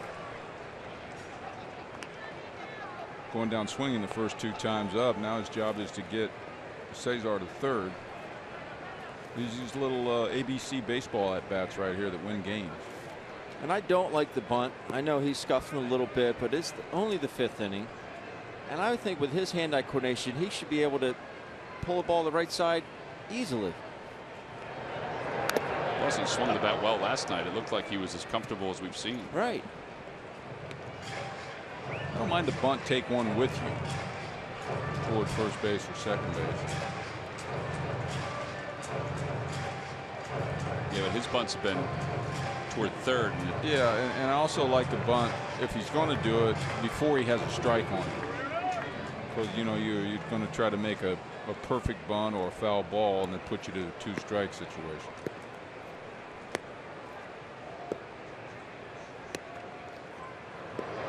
And he pulls it to the right side. Carpenter's up with it. Hernandez to third. So he gets the runner over to third. The Phils have a base runner 90 feet away with less than 2 outs. Aaron Altair worked hard to get back on the field after suffering a wrist injury in spring training. His next battle is to prove he belongs in the bigs and as a starter in the Phils outfield. Watch Phillies Clubhouse tonight at 11 here on CSN. Textbook job by Herrera with 2 strikes. I think he got the fastball and he took the nice little downswing on it to put it on the ground, prevent the pop up in the infield, and he smoked it right at the second baseman. Did the job. And now Tommy Joseph, who's hitless in 2 at-bats. Inside 1-0. Cardinals with the infield in with the cleanup batter up. I know Double did that with relative ease. He almost lucked out and got himself a hit out of it.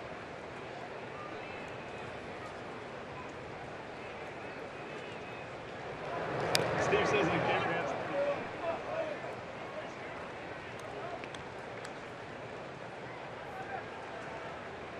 Stay in the middle of the field. Stay on the ground. Don't be afraid to get jammed. It's one way to get him home. You get jammed a little bit, you'll get him home. Just don't try to lift the ball.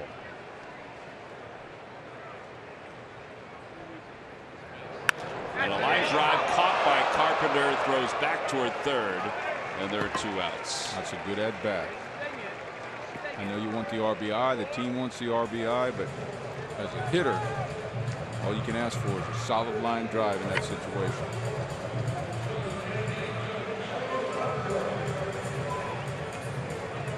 Well, it's left now to Maikel Franco. Here we go. Watch this swing.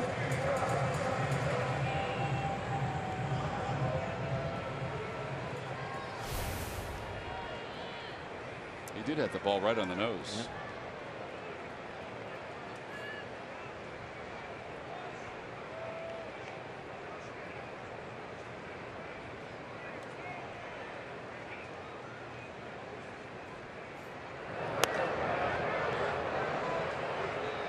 Speaking of not trying to do too much,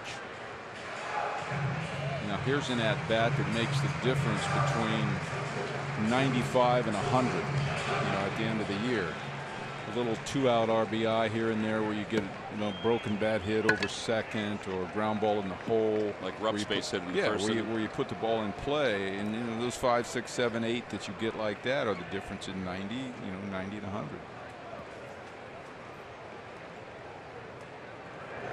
Bronco lines it into left field, a base hit.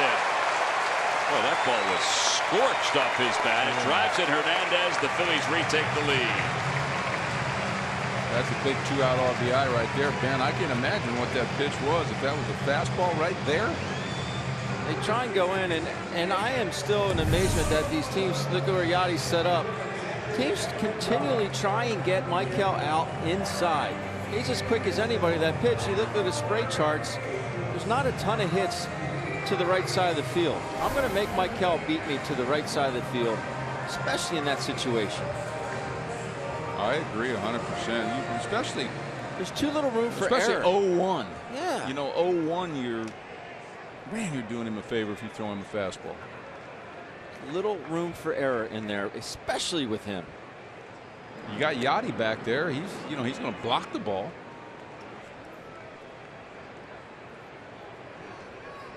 Jonathan Broxton's been throwing in the bullpen. So if they go to the pen, it looks like he's the first one out.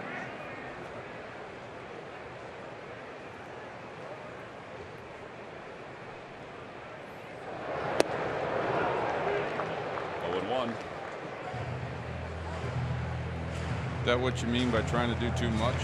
Yes. He's trying to impress Ruppy's puppies. He's trying to hit one to Ruppy's puppies. That's exactly right.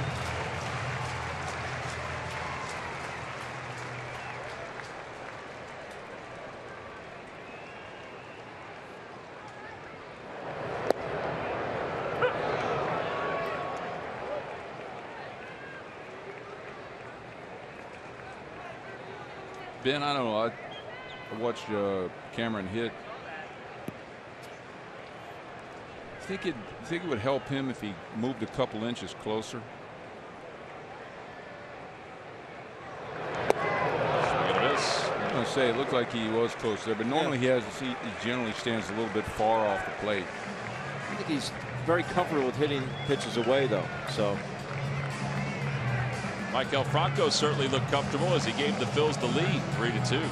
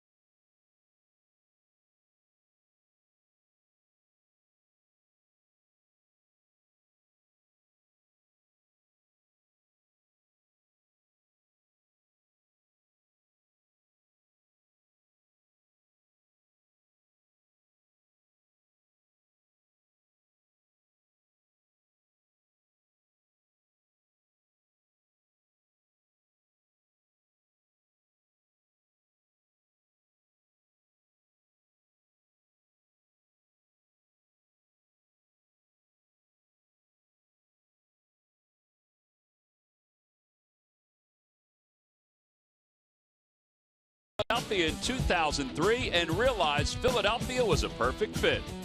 101 home runs and countless moments later, Jim Thome and his family became permanent members of the Phillies family. 13 years later, Jim becomes a permanent member of Phillies history. His contagious smile and gentleman-like personality has won over so many in the game of baseball. The big man's return was a special one.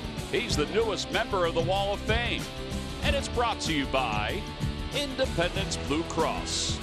Live fearless. Well, that was a week ago, and now we've gone to the dogs here at Citizens Bank Park. The Fanatic getting into the swing of Bark in the Park. These three dogs that he was trying to dance with are adoptable dogs. Phillies, along with the Philadelphia SPCA, combining to put together a heck of a night here tonight. Matt Carpenter will lead things off. Carpenter is 1 for 2. He doubled his last time up. And it's 1 ball and no strikes.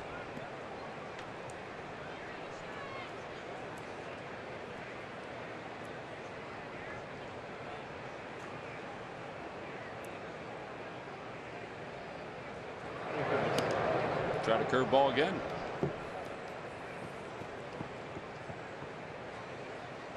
Couple good things tonight. As Hellickson, knock on wood, his back has not looked like it's affected him at all, or the ribs. He has been pretty smooth in this ball game.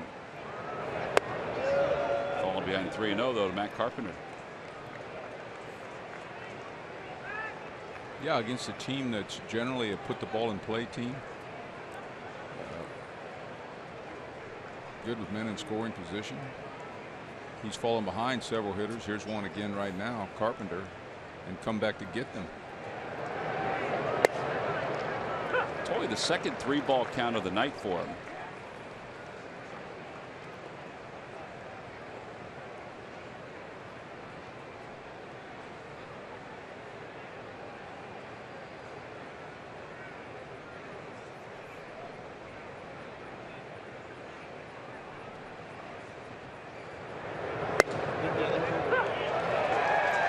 Carpenter thought that was high. It definitely came back over the plate. 3-1 cutter there to Carpenter. That's a strike. DJ Rayburn behind the plate tonight. Phillies have the overshift on for Carpenter. 3 infielders on the right side. Outside ball 4. That just missed. That's one of those where you better be swinging after that. Well, a new item as far as part of the giveaways go. The Phillies Aviator hat. Free to fans 15 and older. Compliments of hers. It'll be given out on Saturday, September 17th. When the Phillies take on the Marlins. Tickets can be purchased by going to Phillies.com. That's a great giveaway. You know what the only issue is? It gives us a little idea that we're getting closer to the end of summer when those Aviator hats are given out. Here's Brandon Moss, who's 0 for 2. Grounds it foul past Bill Miller. Tonight's giveaway is right there. The HK statue. Got his own seat. Yeah.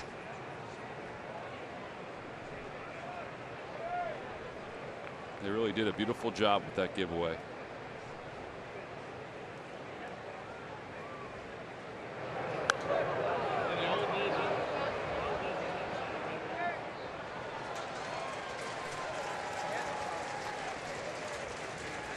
Still haven't gotten the ball here in the booth. There was one close the other day.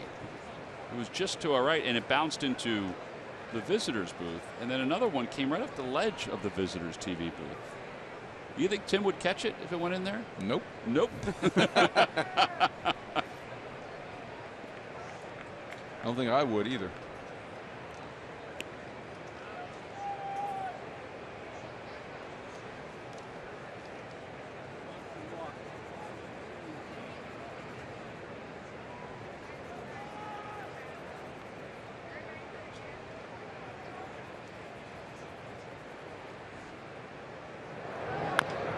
Tapper foul. It remains 0-2.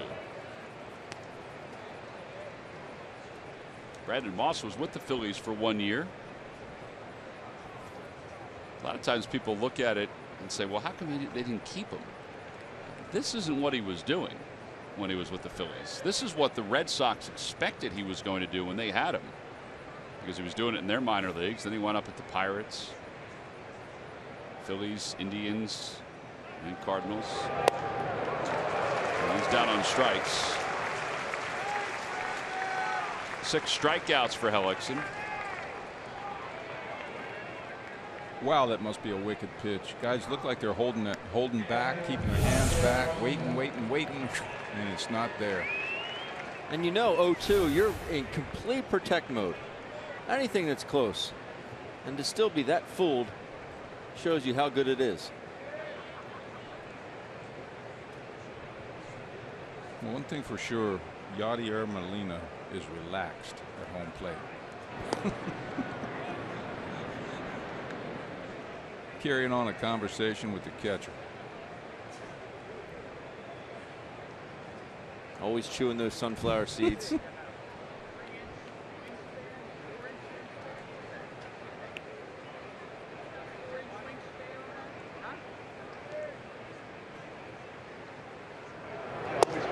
Inside, 1-0. Trying to think of who it was last night I'm watching highlights. It was a left-handed hitter. Hit a home run. They showed it in slow-mo. At contact, he had a giant bubble blown. Oh, I saw it too. Yeah. That's, I don't know how you could do that. Adam Eaton. Yes. Yes. Not the one that pitched for the Phillies. No. That's relaxed. That is relaxed. Yes, it is. Blowing a bubble, hitting a dinger. For me, the guy that was the most relaxed I've ever seen was Manny Ramirez. Yeah, he didn't look like there was a nervous bone at all in his body. You wouldn't be nervous if he had that swing.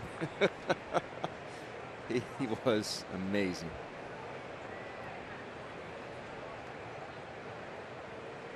Two and 0 to Molina. And he lifts it out toward left. And Aaron Altair barely has to move. Hellickson, 2 outs. On the Toyota Major League scoreboard, Nationals and the Braves are battling in Atlanta. Trey Turner, his 4th home run, a 3-run shot.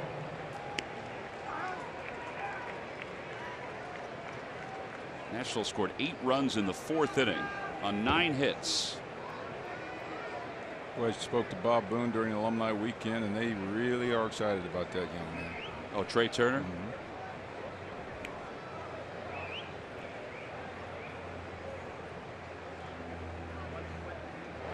They brought him up for a little bit of a taste earlier this season and then sent him right back down. They said they expected to bring him up at some point before the end of the year, but they didn't really need to because Danny Espinosa had been doing such a good job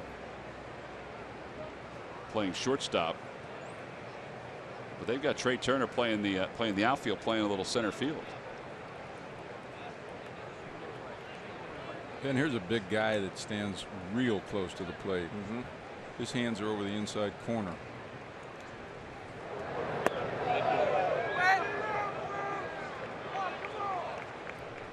But he's not afraid to get jammed. He's not afraid to. I mean, his 2 hits tonight are right field. He's a guy that is very knob through first in his approach to the baseball. It's kind of like Trey Turner. He moved positions this year. Shortstop, now playing third. Turner, shortstop, playing outfield and second base for the Nationals. Ground ball to foul past the third base bag. So what the Cardinals are doing, they've got Jerko playing short and Peralta, who's a good shortstop, playing third with the injury to Diaz.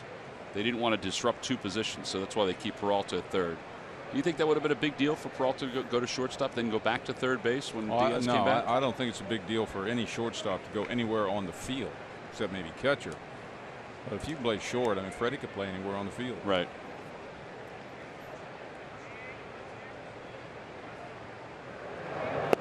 Off-speed pitch, and it's 3-1.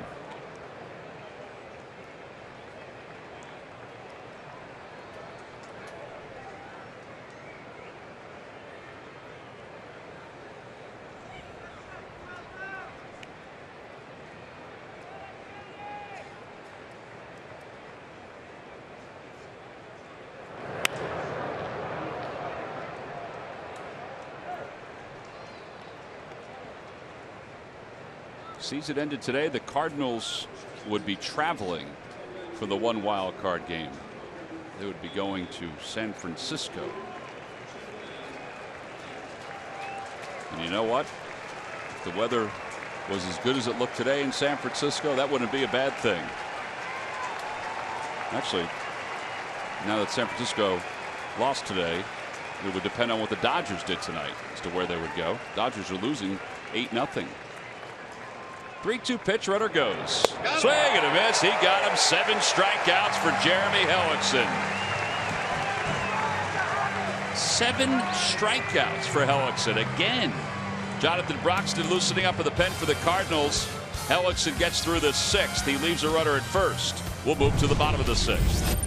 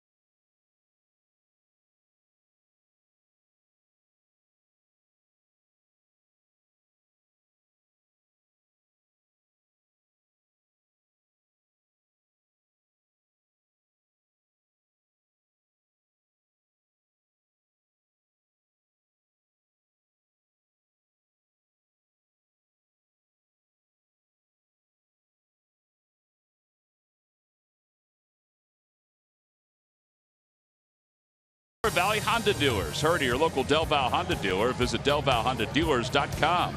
Buy Xfinity. Xfinity X1 will change the way you experience TV. And buy WB Mason. You can't go wrong when you buy right.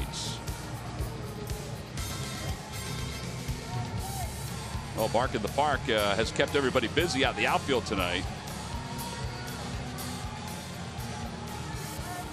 Learned a new dance last night. Oh, you did? I believe it was in this inning. The sprinkler.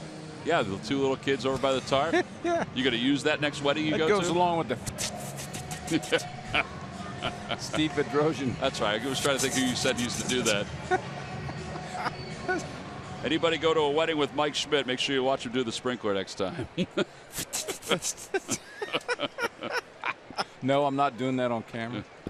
Oh, I don't know about that. Here's Aaron Altera against Broxton. He takes a strike. Here we go. Oh, you got it on camera. You dog. Can't get away with anything up here. Oh, that's great. Oh, I thought you had to warn you. They had to ask you. There are no warnings. No warnings. All right. We signed off on all warnings. Whoa. That ball's hit well. Deep to left field. It is gone. Solo home run for Aaron Altera. 4-2 Phillies on top. That was nice to see. Altera lined out with a man on third last time. No, that was Thomas, excuse me. But he's hit the ball hard a couple times tonight. In the first inning, he lined that ball right at the shortstop. Been on the ball well all night. Wow. Broxton throws hard. This ball's hit deep. Love that young man's potential. Wow. Level swing with extension.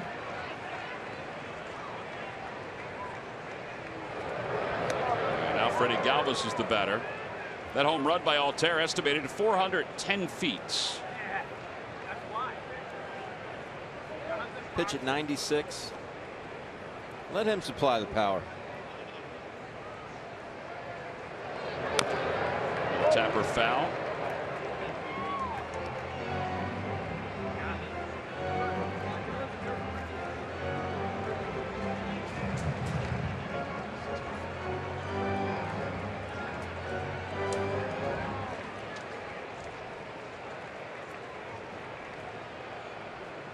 One ball and one strike to Freddie Galvis. And Galvis fights it off foul.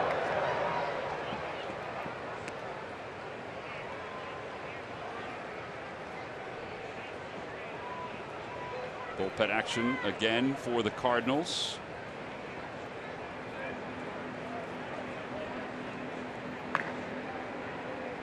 And Ramos is warming up for the Phils. Watch Freddie after that last foul ball smell the bat. Did you ever smell the bat? Never smelled it. I used to smell it a lot inadvertently catching. No, You must have missed out on something. That's like burning wood, I guess. Yes, it's a great smell. Swing and a miss. And there's out number one.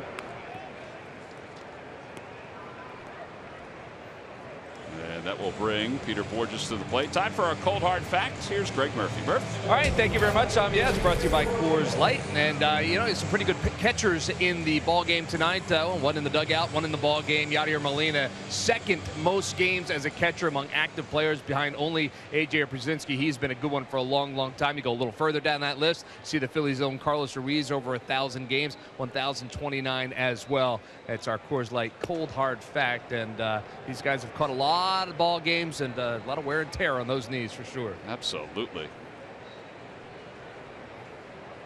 Solid defensively for a long time, some of those guys. Yeah, that's a lot of games for Yadier, but you forget about the postseason games that he's caught. Spring training. He's been a very good postseason player. That's very true.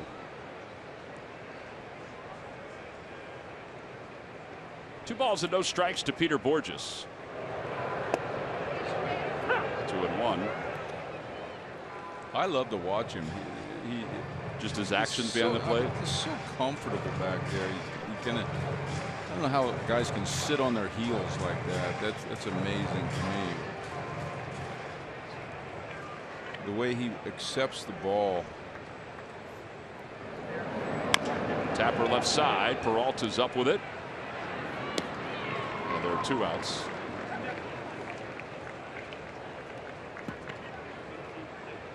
By the way, Chris Ware from the Phillies PR staff just let us know, and he also sent this note to Canada, that home run by Altair was the first home run by a Philly against Jonathan Broxton since Matt's moonshot in Los Angeles. Really?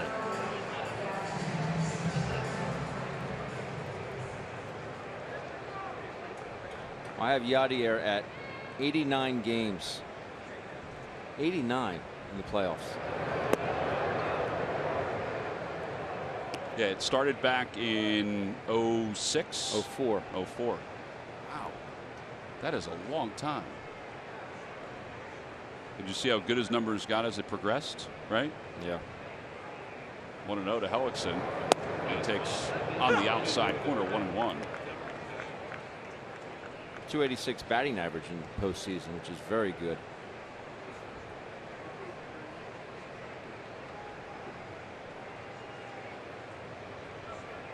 One ball and 1 strike. 1 ball and 2 strikes.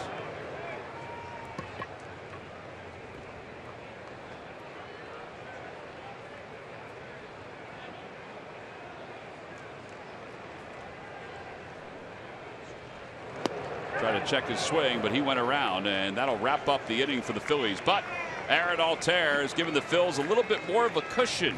His solo home run to left center field to lead off the 6th inning against Jonathan Broxton has made it a 4-2 lead. What do you want to do after that? You want to do the little sprinkler to celebrate. Phillies up by 2.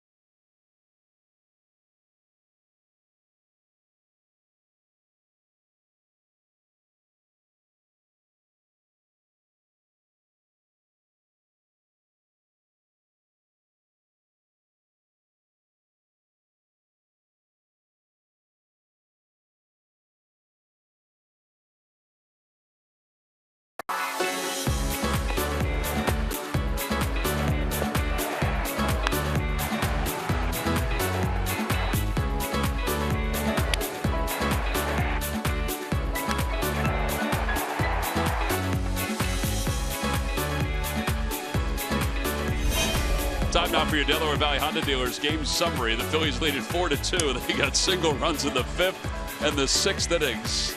That's the perfect song for it right there. I got sprinklers going on all over the place. Mike Schmidt has made it cool to do the sprinkler again, ladies and gentlemen. I told my daughter, Jessica, about seeing that on TV. Yeah.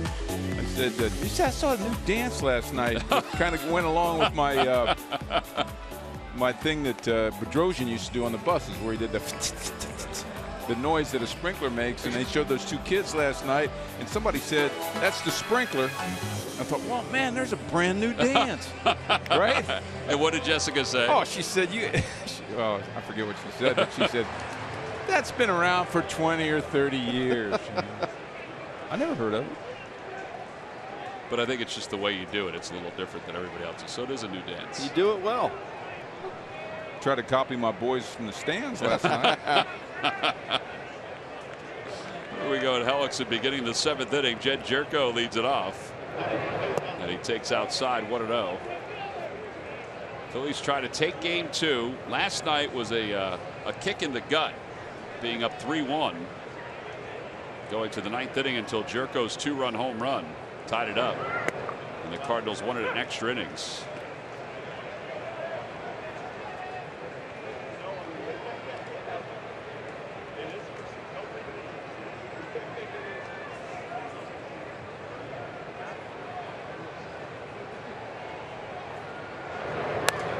Opposite way.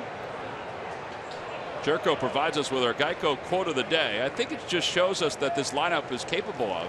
I'm a big believer that hitting is contagious. The guys in front of you are hitting the ball well. I think it just goes on right down the lineup. 1 through 9 and 10, 11, 12 the way it's been on this team because of the pinch hitting. We've got some guys that can really put the ball out of the ballpark. Well, this is certainly the most confident that he's been in the major leagues. 1-2 pitch to him. Outside 2-2.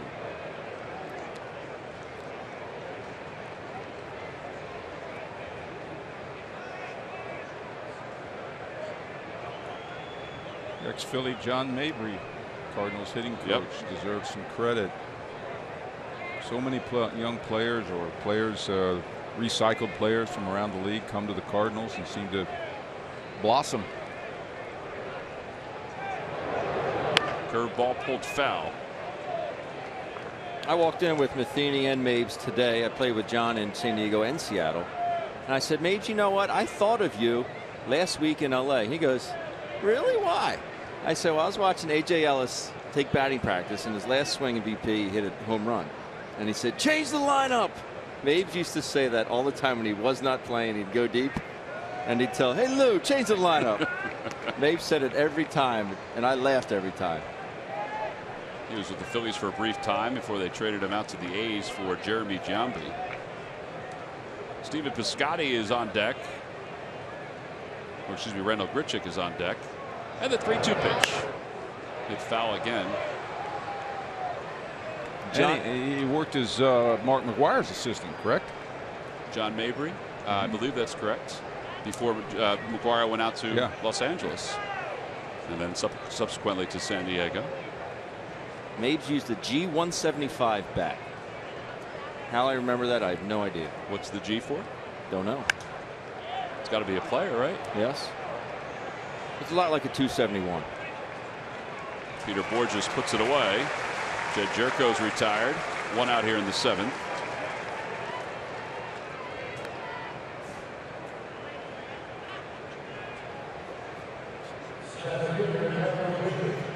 What is it called, Ben? What bat has it been? G175. Isn't it funny though how you remember certain like just trivial things in the game? Some things you should remember, which you like don't. What model bat a certain guy uses? Yeah, it's like how would I remember that John Mabry used a G175? Well, unless you hung around with him around the cage a lot and you guys were inspecting each other's bats. Yeah. I remember bats that when Louisville Slugger was the only company, K55 and the R161, Frank Robinson, you know what I mean? K55 the Musial. Killebrew? No, I was Mantle. Was it? Mickey Mantle model.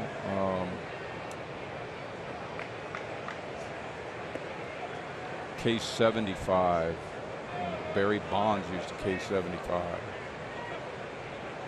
Bobby Bonds, excuse me. Barry's his son. Outside. Barry used an H238 until he switched to his Sam bat.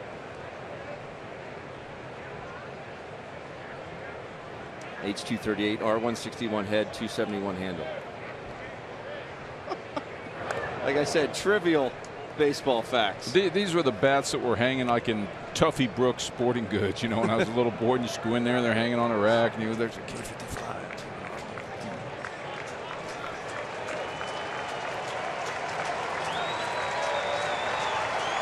ball, 2 strikes to Randall Grichuk.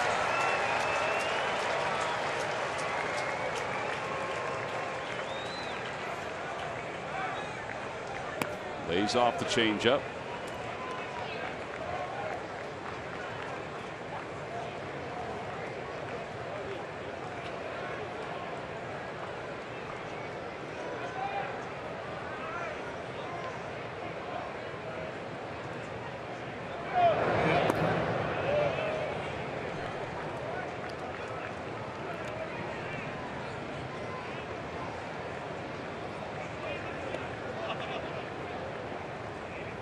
Big pitch right here, believe it or not. 2-run lead. Getting into a pinch hitter coming up, and 3-2 count. To keep that tying run from coming to home plate. It's a big pitch for him in the game.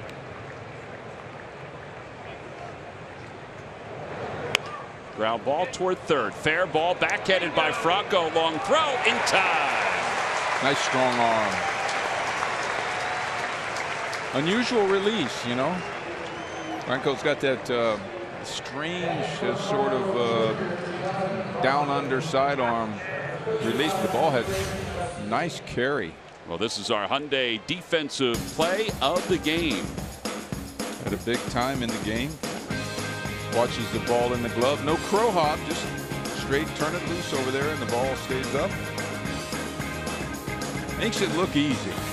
And that is your defensive play of the game, brought to you by Hyundai and your local Delaware Valley Hyundai dealers.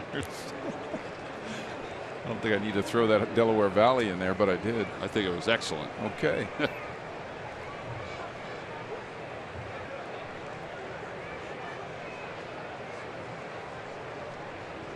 So Garcia will pinch hit for Broxton here.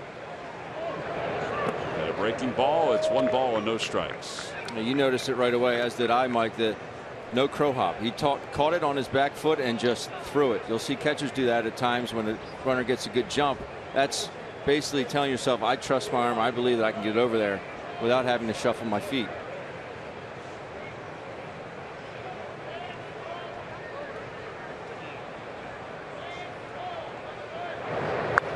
Ground ball foul off the facing of the Phillies dugout.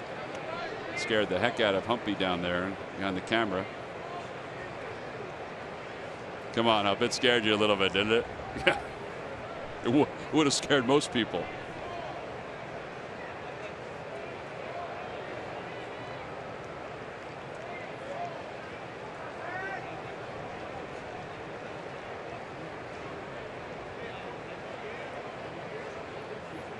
Swing and a miss. 1-2.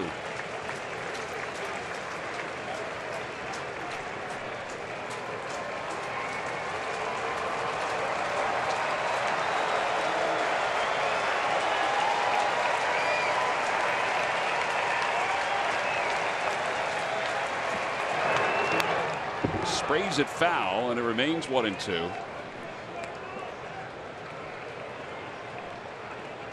A couple options here. One, just see how far he will go out there with you.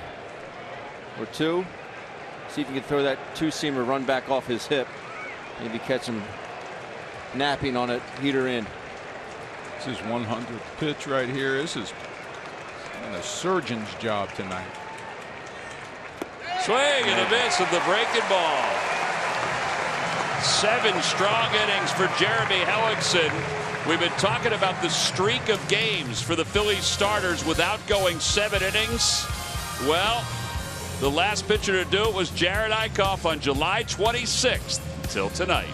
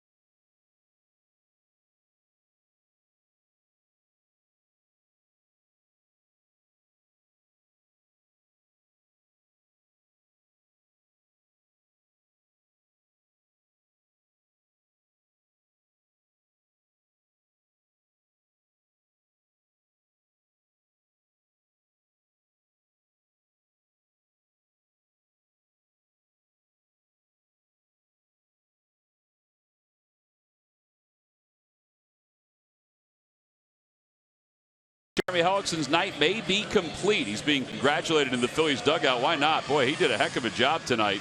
7 innings, 2 runs, 7 hits. Another guy having a great night at the plate. Cesar Hernandez. Triple away from the cycle, boys. I'd love to see him do it. He definitely has the wheels to do it. Base hit or the home run up top to right field. Stays through a pitch. Soft liner to right field. And this is the one I really like in the 5th inning. The fastball up out over the plate. I'm not going to pull this. I'm going shopping at the gap, and that's a good piece of hitting there by Cesar Hernandez. So we'll see what happens. Well, Cesar will lead it off against Zach Duke. He is 3 for 3. Zach Duke on in relief for the first pitch to him. Whacked off his foot.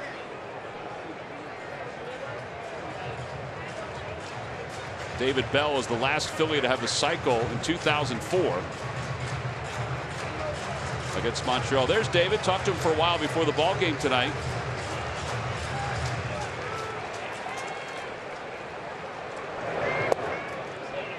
Ooh, tough pitch. 0-2.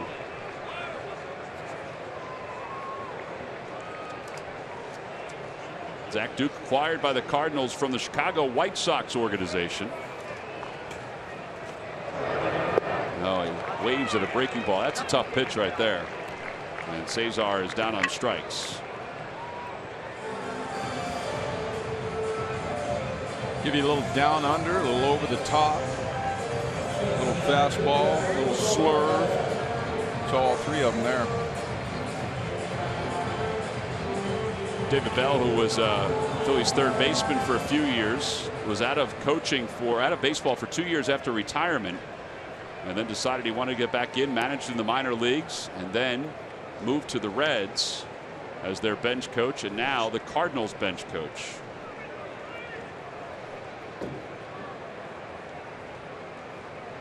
Odubel Herrera, the batter. Ben, you want to give the answer to who the G175 bat belonged to? Jeremy Giambi. And I can't remember why I did not remember that. Well, you get older, you get colder, but you also forget some things. Because the G174 is his brother Jason Giambi's model. Ground ball toward the middle. Carpenter's got it, throws off balance, and Odubel's retired. 2 away. Well, speaking of answers, it's time now for the Jeep Stump the Fans trivia quiz answer. Guys, the question is, who holds the Cardinals record for most home runs by a catcher in one season? And Mike, I gave you the one hint that he played in your era. I wrote 2 of them down, but Ben told me to go with the top one, Ted Simmons. You are correct, Ted Simmons. Well, I get an assist from Ben. I just 26 home runs in 1979. Yeah, there hadn't been many catchers for the Cardinals. My era. Your other answer was good though too. That's originally who I thought. Did you? Darryl Before Porter? I saw the answer, yeah. In fact, didn't Darryl Porter replace Ted Simmons as the Cardinals catcher at one point? Came over from the Royals. Might have.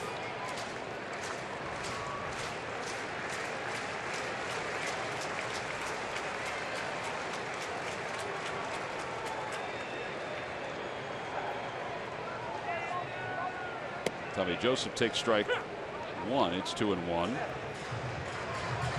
For the life of me, I can't think of any other catchers for the Cardinals.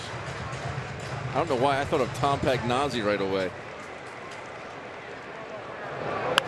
Ball's hit sharply. That's a fair ball down the left field line, off the half wall and into shallow left field. Tommy Joseph will put the brakes on, and he has a 2-out single. He got fortunate because of where it went inside the bag. He was unfortunate because of how hard he hit it, and there was no chance to turn that into a double. After getting thrown out at second base last night, he said, you know what, I'm just going to shut it down here at first. Good swing there by Tommy. A great play by Hazel Baker, and another great play by our ball girl down there. She almost went for it. Michael Franco's coming up. Tommy hit the ball hard a couple times tonight. His last time up, he lined out with a man on third. There's a guy having a good night as well. Yeah, Michael is 2 for 3 with an RBI.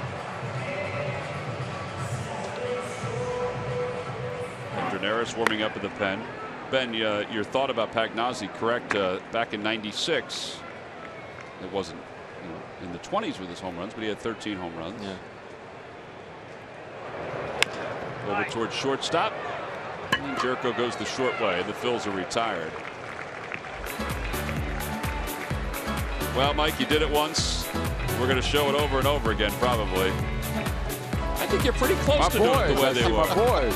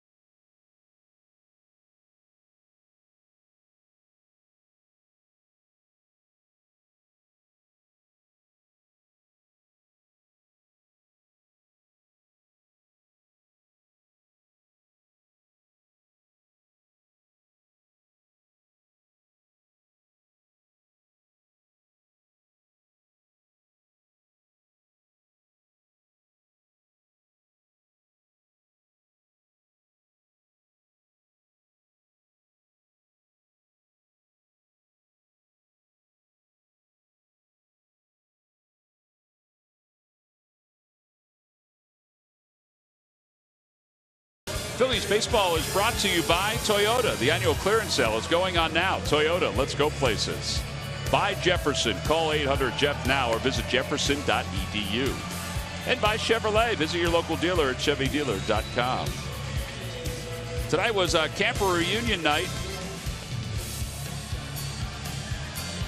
We mentioned that if you want to go to fantasy camp, it's this coming January 2017. Well, here's some of the folks that were at fantasy camp this past year.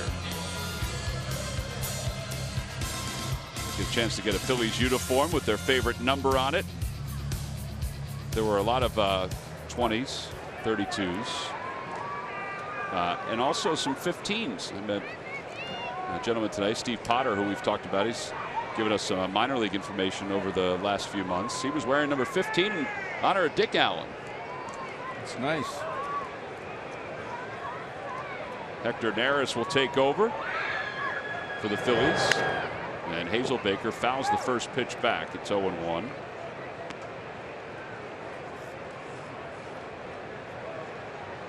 They keep going at that first pitch, Ben. Down 2 runs, leadoff hitter. 8th inning. Risked making an out on 1 pitch on that splitter. And I think a lot does stem from their hitting coach, John Mabry. Mays was a very good fastball hitter, very aggressive early count fastball hitter. Used predominantly in his last few years as a pinch hitter, and he came off that bench. He was looking for something to hit. I think he preaches that without a doubt. Swing and a miss, 1-2. I should say I think he preaches it. I know he preaches it.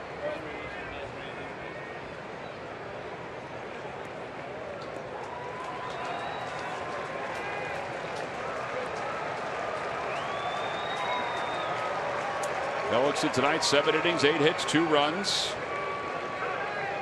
Wound up striking out 8 in this outing. How about he has 127 strikeouts, Hellickson does, in 150 innings. I think that's a significant amount of strikeouts for him. He's more of a contact guy, but he does get strikeouts. So does Neris. 9 strikeouts tonight for Phillies pitching, 1 away. Time to get updated on what's going on around baseball. Here is Greg Murphy. All right, thank you very much, Tom. It is our greater coverage of baseball presented by T-Mobile. And for the first time since a mid-July setback, Dodgers lefty Clayton Kershaw threw off the mound today. Said he felt 100% after throwing 25 pitches and a little BP. Next stop for him, 45 pitches off the mound on Tuesday. LA has said that they hope to get him back for a couple of starts in the regular season in hopes of getting him ready for the postseason. What about the Washington Nationals? Well, they got one of their players back today, Ryan Zimmerman, and he paid dividends right away. He took the first pitch from Tyrell Jenkins of the Atlanta Braves and deposited it in the left field stands for a home run. He is 3 for 4 tonight with a couple of runs scored and an RBI. They are winning that game over the Braves right now, 10-3 over Atlanta in Atlanta. So Ryan Zimmerman back for the Nats as they make their postseason push, guys. Yeah, they certainly are. They're stretching their lead. That foul ball got a piece of DJ Rayburn, a big piece of DJ Rayburn, the home plate umpire. His compadres come right out and check him out. I don't think this hit him in a good spot. Just change directions and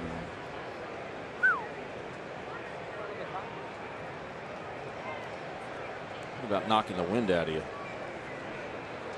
You don't see umpires staggered like that very often. And Cameron knew it right away. Yeah.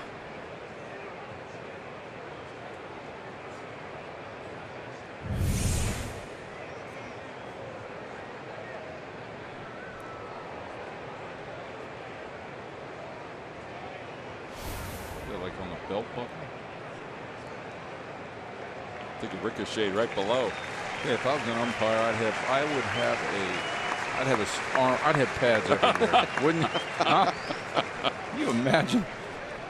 You'd have that old balloon chest protector. Well, it makes sense. Big old things they used to put up under their chins.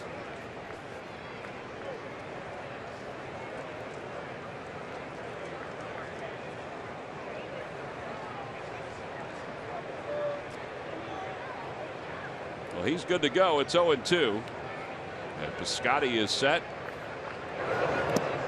in the dirt. How about Hector's night last night? He got a strikeout, and then the next 2 outs on single pitches. He threw 5 pitches in his outing. I joked with him today. I said, he barely broke a sweat.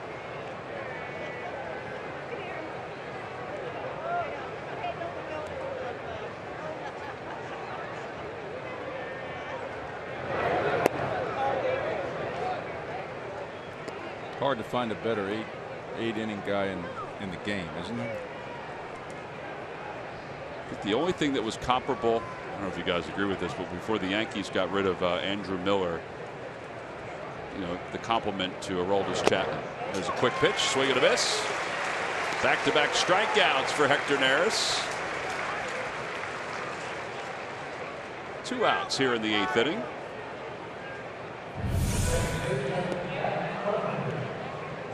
Both of his strikeouts on fastballs, which I love to see. Piscotty not ready for that quick pitch. I think Hector does. He knows he picks his spots for that. He doesn't go to the well too many times with that quick pitch.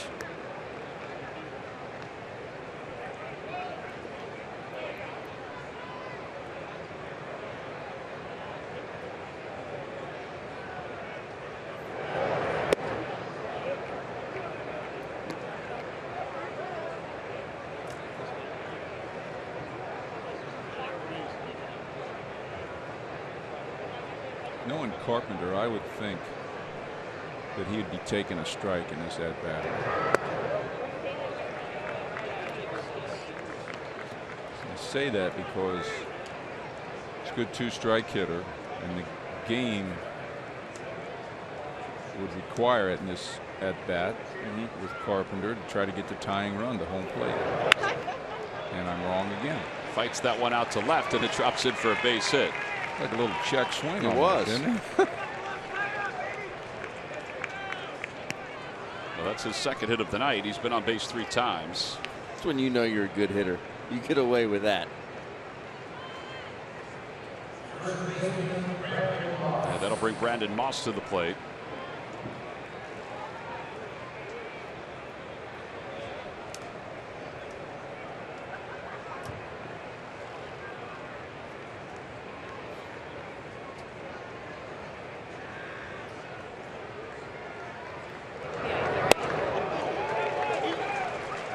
He's thinking fastball. That split came on the inner half and just dropped on him. Don't like pitching those left-handed 4-hole hitters inside like that, but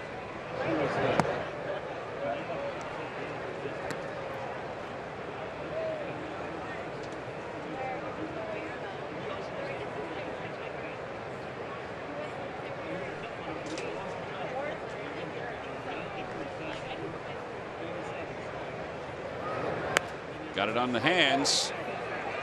And unfortunately, that spins foul because that would have been. Wow. That's the shortest fly ball I've ever seen. Not carrying the left. 1 ball, 2 strikes.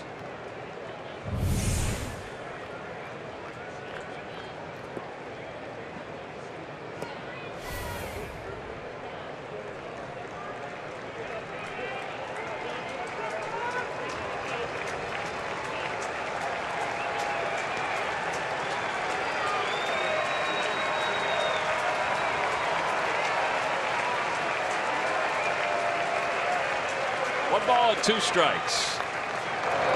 Swing and a miss. He got him with another split. 3 strikeouts in the inning for Hector Neris. This has been a dominant run, and Hector realizes that he has secured this 2-run lead into the bottom of the 8th inning. Look at the movement on that pitch. We played 7.5 onto the bottom of the 8th. The Phils maintaining a 2-run lead.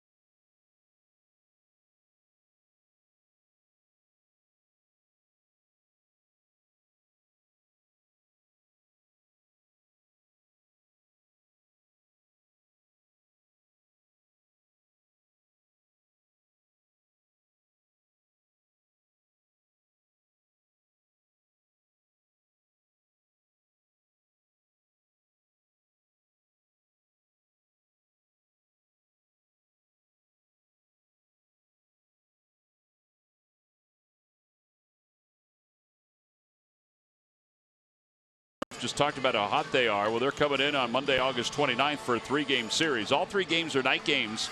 Tickets can be purchased by going to Phillies.com. Bottom half of the 8th inning, the Phils lead it by 2. It's just like last night. They lead it by 2. Hector Neris, 3 strikeouts in this ball game. It wasn't a 1-2-3 inning, but a reminder: every time the Phillies retire the opposition 1-2-3, Comcast will make a contribution to Phillies charities. Phillies baseball is brought to you by Xfinity. Xfinity X1 will change the way you experience TV. They're patting him on the head again. I don't know if he likes that as much, but he plays along. As Cameron Rupp takes a strike from Sam Tuivailala. Sam Tuivailala.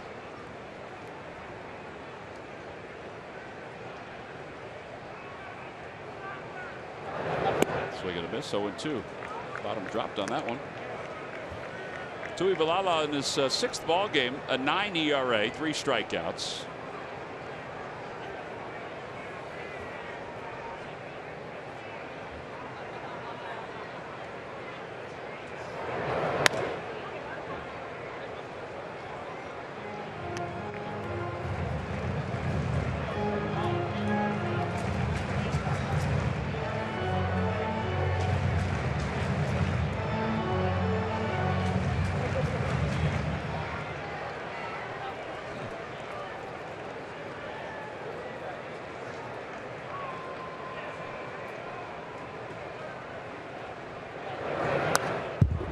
Back to the screen. Tuivailala was drafted as a 17-year-old by the Cardinals. In 2010, he played 42 games as a shortstop. 2011, you played 44 games as a shortstop. Hit a .178 his first year. Hit .253 his second year with 3 home runs, and then was converted to a pitcher. Awfully young to convert him.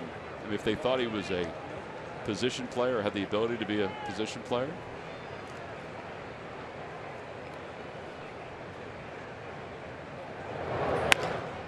Now to shortstop. Jerko charges, has time. And 1 out here in the 8th inning for the Phillies.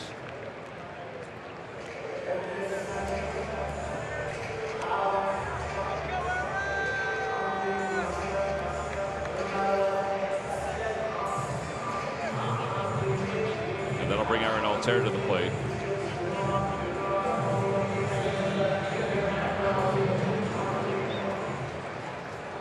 Altair homered his last time up.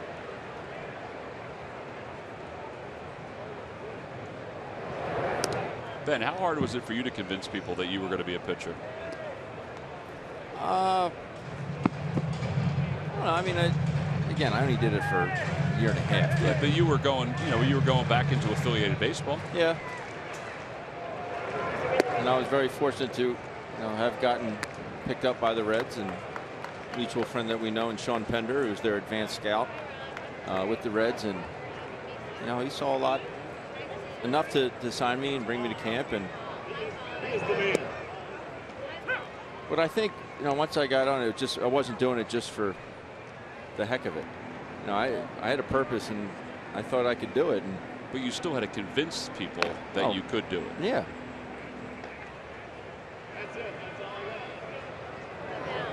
Altair fouls it back to the screen. It evens the count 2-2. Well, I guess 98 is the reason that they moved him from shortstop. Yeah, I don't think 253 and 3 is going to cut it in the minor leagues. So he was only 18 at the time, but 98. He'd like Sean Dunston throwing it across the diamond from his ear. Yeah.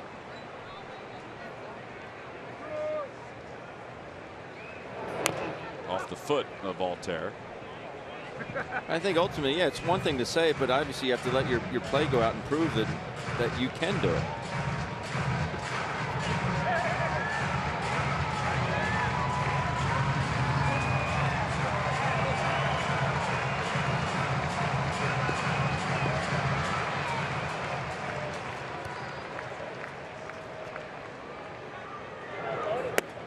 And Altair is down on strikes for the 2nd out. That's a good ball to hit if you get that bat moving, but it freezes you a little bit because it kind of starts at your left shoulder and breaks over the plate. On TV, it doesn't do it justice. I mean, when you watch it on TV, you go, whoa, why didn't he swing at that? But when you're standing on the side there, and that baby comes out of his hand right at your neck, and makes that left turn over home plate. Sometimes it's tough to get the old bat going. Fastball, and it's 0-1 to Galvis.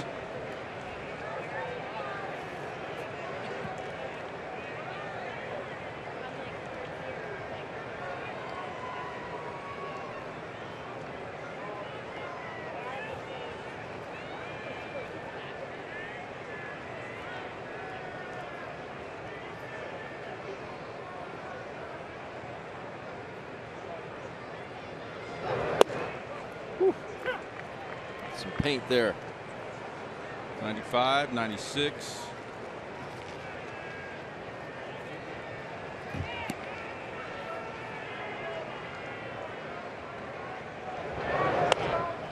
Yow.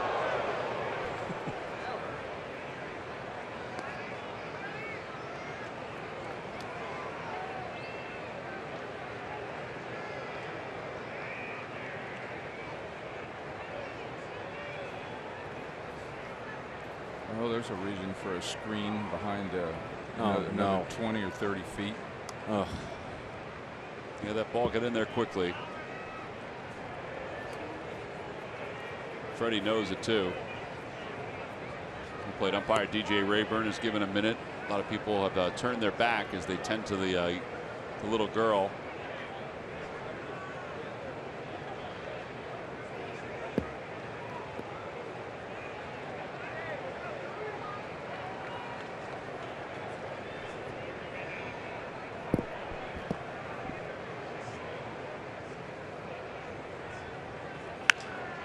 Out to left field. Hazelbaker going back. And a step from the track makes the catch. Phillies are retired here in the 8th inning. So we'll move to the 9th. Freddie Galvis concerned about the youngster in the stands. Phillies up 4-2.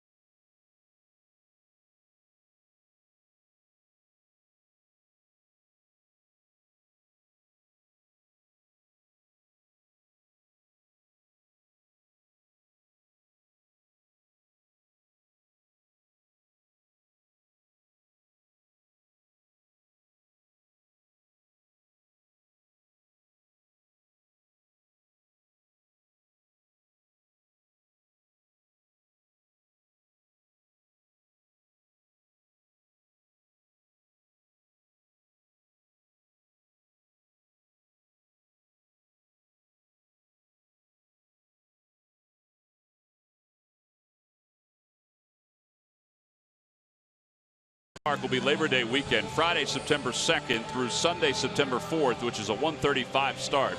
Tickets can be gathered by going to Phillies.com. Stop by the ticket office if you'd like to as well. Again, it's the final visit between the Phils and the Atlanta Braves here at Citizens Bank Park.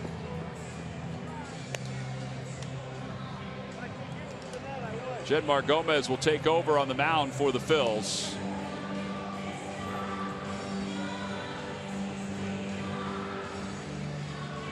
Freddie Galvis is still focused, and he's a dad. There's the young lady who has the ice pack, and Freddie's focused on her right now. Obviously, you can't control what happens with the ball if you're the hitter, but it still leaves a knot in your stomach. Philly staff got to her very quickly. The fans were fantastic. I mean, folks were taking their shirt off to help out with the young girl and getting ice down to her right away. Here's Jedmar Gomez. Gomez, who blew the save last night, looking to get back on track here tonight. 32 saves and 36 opportunities, facing Yadier Molina. Now the first pitch is down low, 1 ball and no strikes to Molina. Hopefully Jedmar can exact some revenge on these Cardinals. Yeah, if you are a closer, you have to have a short memory, and he has been very good this season for the Phillies. Over to third base, Maikel Franco backs up on it, has time, and there's 1 out. Well, there's your crow hop.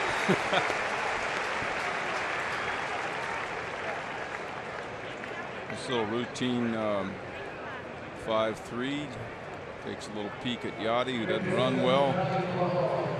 It said big first out in the top of the 9th.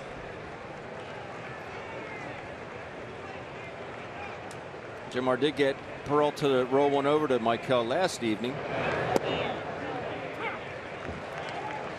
Unable to complete the double play because it was not hit sharply. Johnny Peralta tonight is 2 for 3. It's Peralta and then Jed Jerko in the on-deck circle. 2 quick strikes.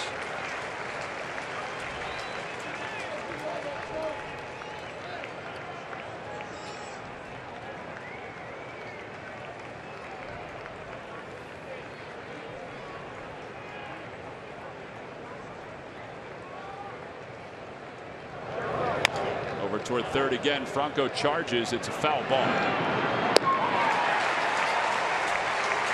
There remains no balls at 2 strikes.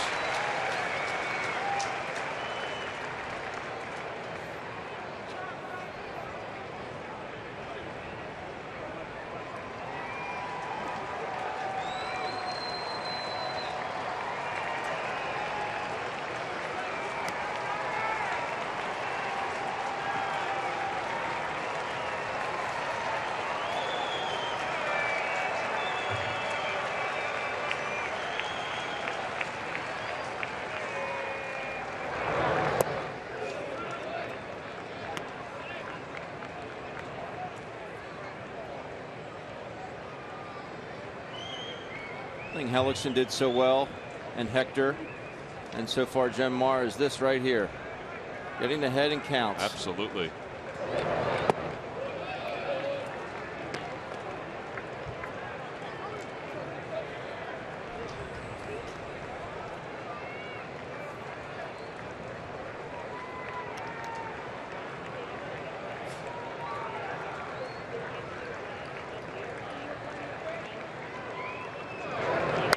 Opposite way.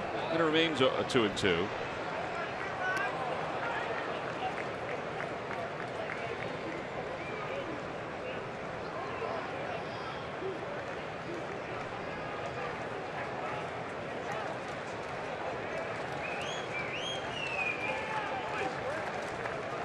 Two balls and 2 strikes to Peralta. Another one whacked over to third. Tommy made a good point when you talked about short memory. Gomez, those closers, they cannot have any fear of failure. No. You totally have to forget about the last time out. It's only 1 pitch. Just missed.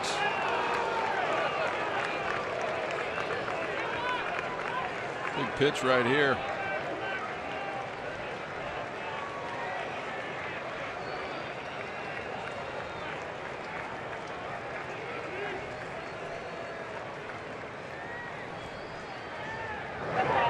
Back toward the middle and past Genmar Gomez. Boy, we've seen that happen so often.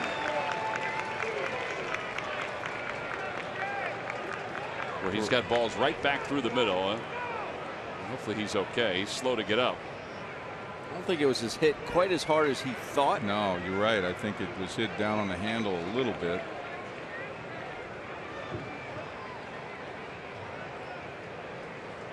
It's a hell of an at bat. The heck of an at bat there by Peralta to come back and get a knock. This would be a sinker down and away. This ball does creep in towards the middle. See, that ball's not even there yet.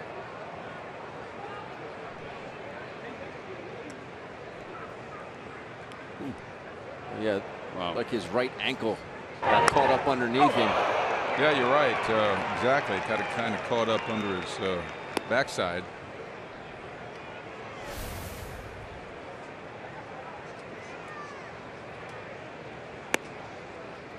Says he's okay. Gives a thumbs up.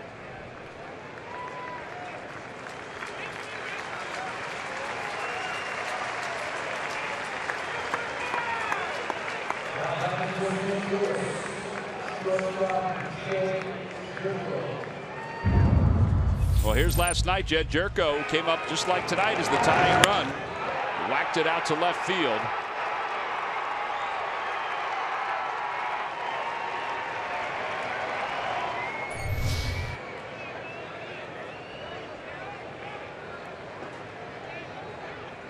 Well, they pitched him in. Hellickson was pitching him in. 2 hard fastballs off the plate inside. Jerko very aggressive on that first pitch fastball. Gomez looked a little came down a little gingerly on that ankle. It looked to me like.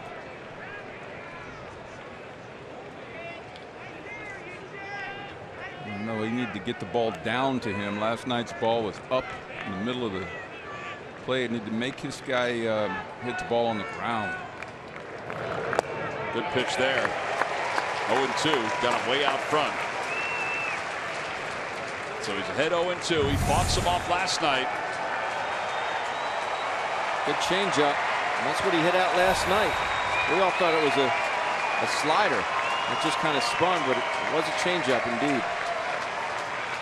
Runner at first base. And a fastball just missed.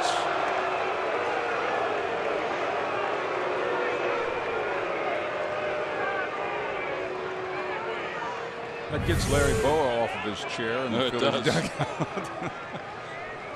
Maybe he thought it was low. Yeah, I guess it may have been low. I think it's low. Here we go again.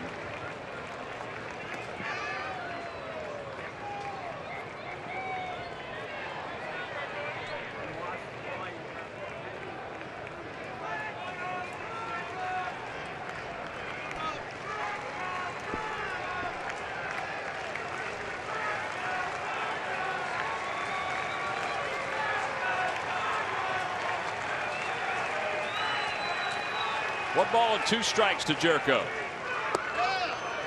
Just a bit low again, 2-2.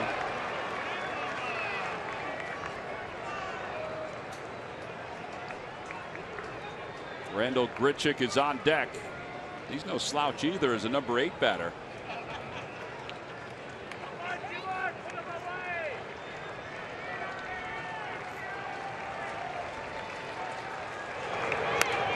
Popped him up, and that'll be out of play.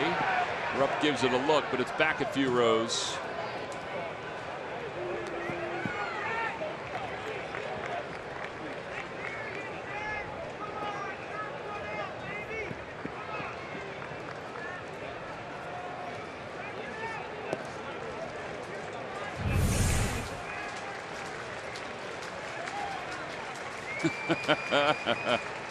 He's calling it.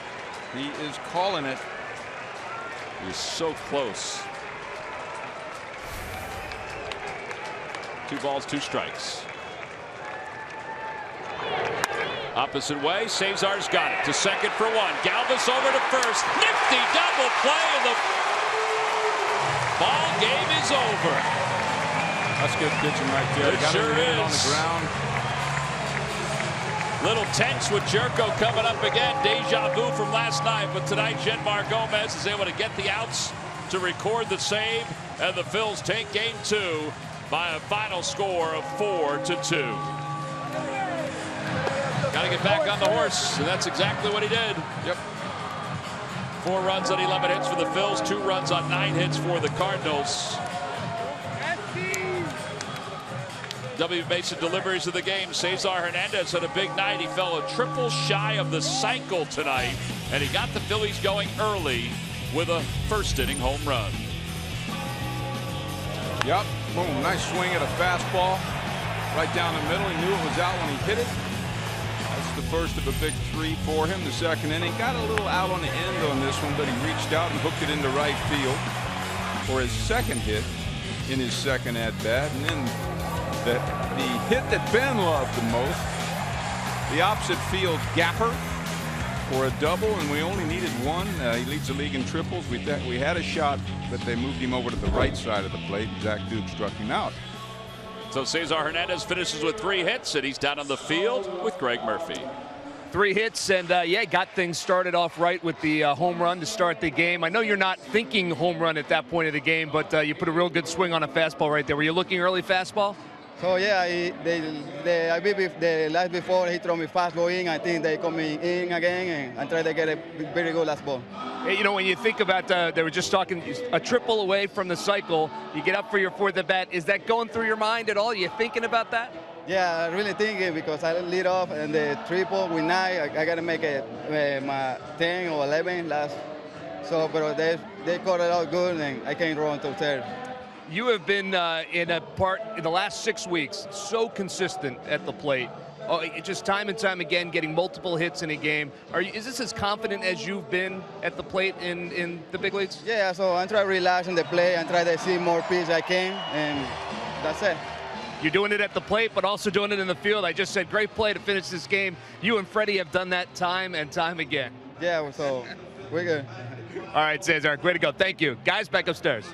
All right, Murph, thank you very much. Cesar Hernandez with a big night. So did Jeremy Hellickson. Hellickson went 7 innings tonight. First time since the end of July that somebody went 7 innings as the starting pitcher, Ben, and Hellickson's changeup was fantastic.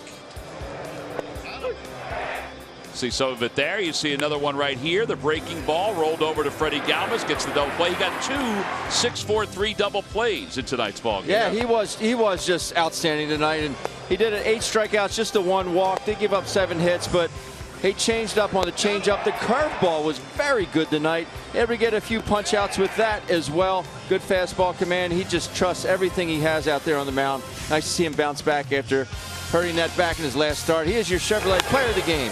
Jeremy Hellickson with his 10th victory of the season. Here's the final out. As we said, it was a nifty double play started by Cesar Hernandez.